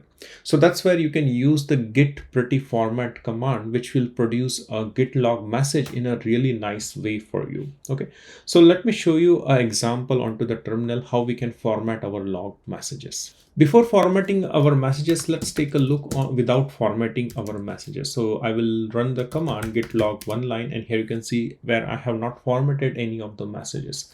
But let's try to format my message over here. So here I'm using the git log pretty command. After that, I'm using the format, and here I'm specifying the cn. I'll show you. Let me execute this particular command, and here I'm using the custom text which is committed. After that, few %h and %cd flag. Let me execute it, and then it will actually show how it is formatting my commit messages. So let's hit enter, and here you can see. So here, after formatting, how it is representing the message. So here, this is the committed, so which is in my format over here. But before that, this is my name, so which is reflected with the %c and n flag. All right. After that, there is a h flag, and here you can see that this particular h flag is denoting the hash, h for hash over here. After that, there is a character which is on, which is visible as it is over here. And after that, we are using the %c and d, which is denoting the date and time of that particular commit messages. So this is how you can use the formatting on top of your git commit messages, so that you can have your own custom format all the way, always with you, so that you can easily go and check the git commit messages logs in your own format. Moving further, the next command which I would like to show you is the filtering the log based on the date timestamp. So here you can specify the flag like after, where you can filter based on the particular date, and it will only show you the messages or git commit messages after a certain date. So let's jump to terminal and see how we can execute this particular command. So here, first of all, let's try to take a look onto our normal messages. So git log one line. And here you can see these are the messages, but it is not showing me the date. So what I will do, I will just run my previous format command, which will give me the exact dates. So here you can see I have been committing messages from August and all the way till September. All right. So what I will do, I will just try to put some filter onto September 3rd, because this is the date where I have committed some of the messages. I have some messages before that as well. So what I will do, I will run the command git log and put after, and here I'm going to specify some filter. Let me check the syntax of that particular. Yeah, syntax looks correct. So here I'm going to specify the date, which is 2025. After that, I need to specify the month, then that is 9 for September. And here I can put the date, which is 3rd, and then hit enter. So here you can see it is showing me one of the messages which is visible over here after the 3rd of September. And after 3rd of September, there is only one commit which I have did it, which is visible over here. Maybe I can put some more useful flag, which is like a one line over here. And here you can see this is the last commit which I have done after the 3rd of September, which is this one. And just to verify that one, then I will run the one more command, which is git log one line without any flag with the dates. So here you can see this is git log one line, which is showing me all the logs. But here you can see this is the message which I have done it after 3rd of September, which is visible over here after putting the flag which is after. And similarly, you can pass a one more flag, which is before flag, also to filter or provide a date range. So that will also work with this particular git log date time filter. The next command which I'm going to show you is the grab command. So from the commit messages, if you want to search very specific message or a custom message, if someone has committed in the past in your GitHub repository, then using this particular grab command, you can easily search those custom messages. So let me show you that one. Go to your terminal, clear this screen. First of all, let's take a look onto our git commit messages. And here I want to search for the commit messages where it has a word functionality over here. So what I will do, I will run the command git log, and after that I will put the flag, which is grab. And after that, sorry, I just hit the wrong keyword.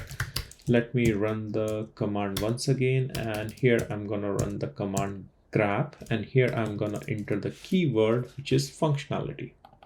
So let's paste that one over here and hit enter. So here you can see this is the commit message which it has filtered. Let me show you once again with the one line. So here I will put one line, and here you can see it has only filtered this particular hash, which you can see C6A5 F5FA, which is exactly same as this one. Okay, so this is how you can also filter the custom messages which has some specific character or word inside that commit message. So this command will help you to find that one. Let's talk about the one more concept, which is git ignore, and that git ignore file is really useful when you want to ignore certain type of a local files which are available onto your local laptop and which you don't want to be a part of code commit. So what kind of those file you can exclude from your git commit, so that anytime you execute git commit or git push from your local laptop or a working station, then those files will never ever be committed in the git repository. So what are those files and how we can ignore those files, that we are going to take a look into this particular chapter. Let's jump to my terminal, and I'm going to show you, even I try to run the git status command, that it is still going to ignore idea and app.log file. So if I go back over here and if I try to run the command git status, then here you can see it is only showing me that it has added the git ignore file. Yes, because I want to have that feature of ignoring the file. And after that, it is only showing me feature2.txt, which you can see into our IntelliJ, that if I have done some modification onto this particular feature2 file. That's why it is reflecting over there. Apart from that, there is nothing in the terminal which is visible over here. Okay, neither it is showing me the idea file, neither it is showing me the app.log file. Okay, let me create a one more file here. Let's try to create a feature3.txt and then hit enter, and then click on add over here. And now let's try to run the file command like git status, and here you can see now it is showing me git ignore, feature2 and feature3, but still it is not showing me the .idea and the app.log file. So although I'm very blindly running the git status command, I'm not worried about that it will even try to add that particular log or idea file. So that's why this git ignore file is very powerful to ignore such kind of changes which you don't want to push. Here onto the screen, you can see there are a couple of files and folders which I have highlighted as a git ignore. So here you can see there is a one folder which is .idea, and there is a one file which is a app.log file. So these are the two files which I want to ignore, so that whenever I commit any code from my GitHub repository, then these two particular, one folder and one file, should never be a part of my GitHub repository. And what is the reason for that? So for example, this idea folder is a part of my IntelliJ, because whenever I open this particular whenever I open any kind of a project in IntelliJ, then it creates its own local directory inside that particular project, and that contains the local config which is only valid for the IntelliJ. So if any other developer wants to use this particular project, then that particular idea folder will not be useful for him. He can open his own IntelliJ idea, and then IntelliJ idea will create their own local config folder. All right. So in such cases, we can ignore certain files, and for that we need to create this git ignore file, and we need to mention the patterns which we need to exclude. So that is one example where I have excluded .idea folder, and also I have excluded the log file. Sometime it happens that you're locally developing and testing your application, and those log files are generated on your local system, and those log files are quite big and heavy, and you don't want to push unnecessary log files which is not relevant to any other member in the team, and those log files are locals to you, then you should not push those log files into the GitHub repository. So that's where we can make this GitHub ignore entry inside our git ignore file. So with the help of this git ignore file, we can exclude these kind of a file types and the folders so that they will never be a part of your git commit history, even accidentally also. Even with accident, you can never ever push those files and the folder which you have put inside your git ignore file. Let's jump to my IntelliJ idea and I can show you how we can create that particular file. So coming to any project, it can be any project of your where you're working. So here I'm going to create a new file, and the name of the file which I'm going to give is the git ignore. So be careful, you need to make the file name exactly the way I have written it over here, which is git ignore. All right. After creating this file, just hit enter and click on add over here. And here you can see this is the git ignore file which we have created. And after that, we need to make an entry which folders and which files we need to ignore. So to ignore the idea folder, the first entry which I'm going to make is this one. So here, this is the comment so that any other developer can know what kind of a file I'm ignoring. After that, you need to put a / over here, which you can see after that dot, or after that, you need to put the actual folder name, which is .idea over here. And with that, it knows that I need to exclude that particular idea folder. All right, let me add one more entry to ignore the log file. So I want to ignore all the log files which ends with the .log extension. So for that, I'm going to do this particular entry, which is this one. Okay, so here this is our wildcard, so which tells that any file which ends with the .log extension will be ignored. So that's the way how we are going to ignore it. Also, if you want to ignore very specific file, then what you can do, you can just copy the same line and here you can add the thing like app.log. Okay, so then in that case, it is going to ignore only that particular specific file. Otherwise, it's always better to use the wildcard if you have multiple number of a same file, same type of file, which you need to ignore. So that's how you can ignore these two these folder and this particular file from your git commit history. Now let's talk about the merge conflict and how we can resolve our merge conflict from the command line as well as from our Visual Studio code using the UI.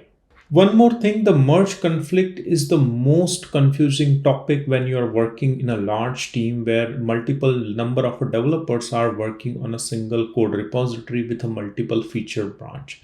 And if you don't know this concept really well, then you are going to struggle a lot to merge your changes as well as pull the latest changes which is developed by other developer. So let's take a look onto this very simple example which will help you in clearing the concept on how to handle the merge conflicts.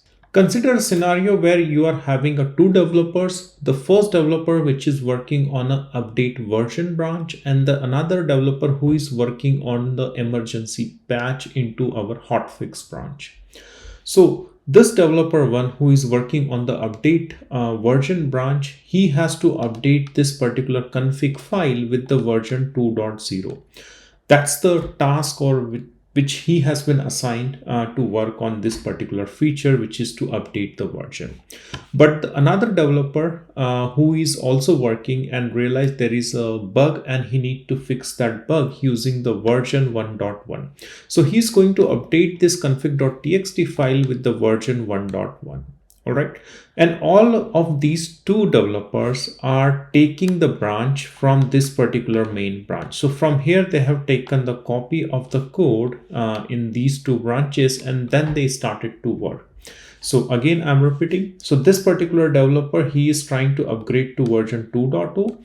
But in between that, while he is upgrading the version to 2.0, this particular developer realized that there is a bug and that bug needs to be fixed with the version 1.1. So this developer is going to update the version 1.1. And this situation where two developers working on same file and trying to update the same piece of a code and trying to merge one after another will create a merge conflict. And this is the exact scenario which we are going to simulate in our demo. First, we are going to start with this particular developer who is trying to update the version number to 2.0. So let's switch to my terminal and start working with this particular feature change. Here you can see this is my terminal and I'm right now sitting onto my main branch. I'm going to show you from my Visual Studio code as well.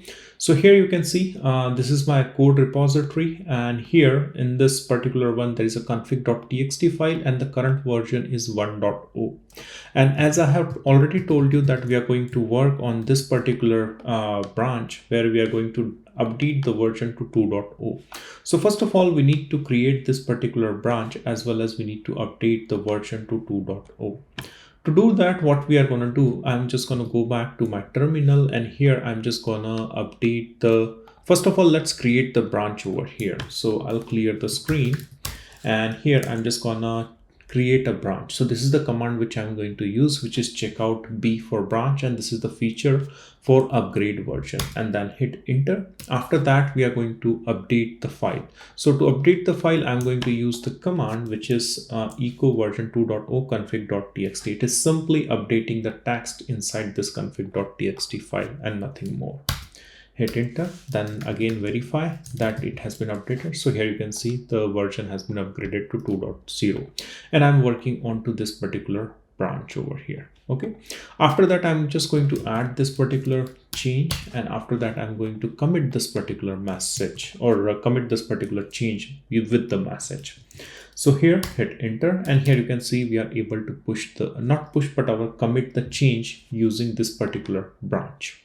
All right, now we need to take a look onto the second branch, which is for this particular developer. And here in this particular branch, which we are going to create, we are going to work on version 1.1 because that is a hotfix which another developer also wants to do. Let's get back to our terminal over here, and now we are onto the branch which is update version. So first of all, let's switch back to our main branch. So this is the command which I'm going to use. Now I'm switched to the main branch. Then I'm going to create one more branch which is going to be the emergency patch. So here I'm just going to copy the command for creating the branch. Here, let me show you the command. So it is git checkout B for branch hotfix emergency page. So this is the command which I'm going to use. Hit enter, and now I'm into the branch which is emergency patch, and here I'm going to update the version to 1.0. So again, I'm going to copy the command and paste it over here is the echo version 1.0 because I need to update the version for a 1.1. Hit enter. After that, I'm going to add that particular file, and here after that I'm just going to commit the message. So here, this is the message I'm going to put over here, that is urgent fix set version to 1.0, and then hit enter. Okay, after that I'm going to clear the screen and I'm going to show you the config file. So here you can see right now the version has been updated to 1.0, and the branch I can show you like emergency patch. So this is the branch where we have updated the version to 1.0, and this was the feature branch where the version was updated to 2.0, and this is our main branch where the older version, which is 1.0, is available. Now these two branches will try to merge. So if I show you over here, so these two branches are going to merge these changes over here, and that will result into the merge conflict. I'm going to show to you. So what we are going to do right now, so since we are sitting onto our emergency patch branch right now, so let's try to see which branch we want to merge. So let me show you over here.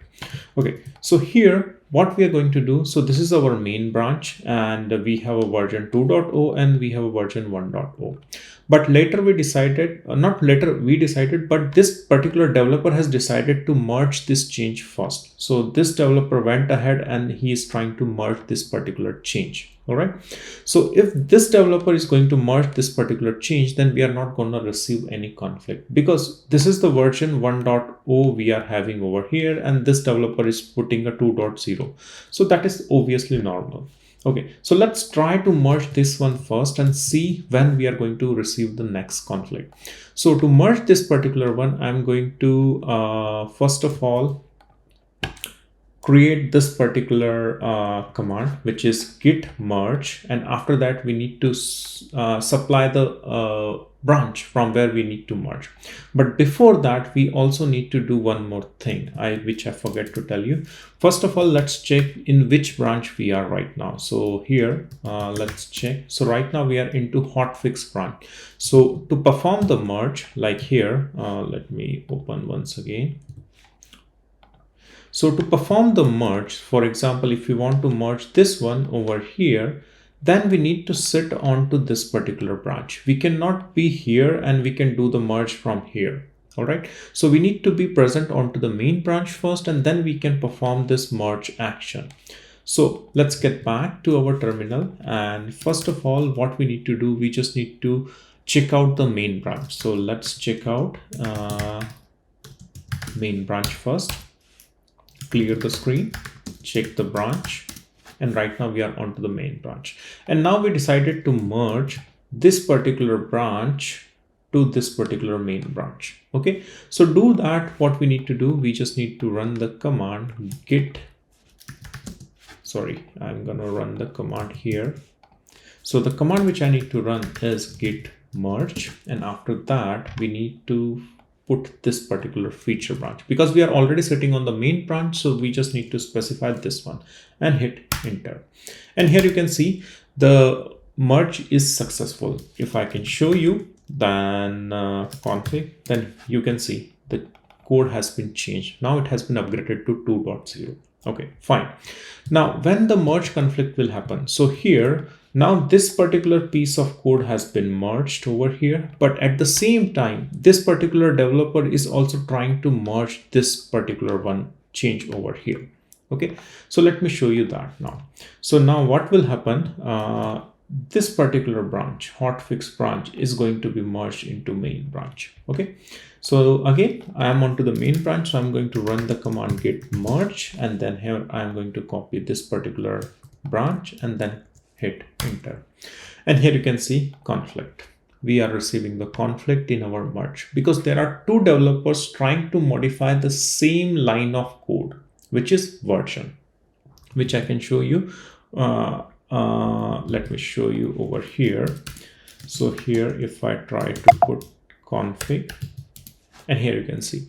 So here you can see this is the conflicting situation, and this is how Git represents the conflict. Okay, so let me show you how to understand this conflict. First of all, whenever you see this line, so that means this is one change and this is another change. So that is a division between these two changes, or these two developers who is trying to merge.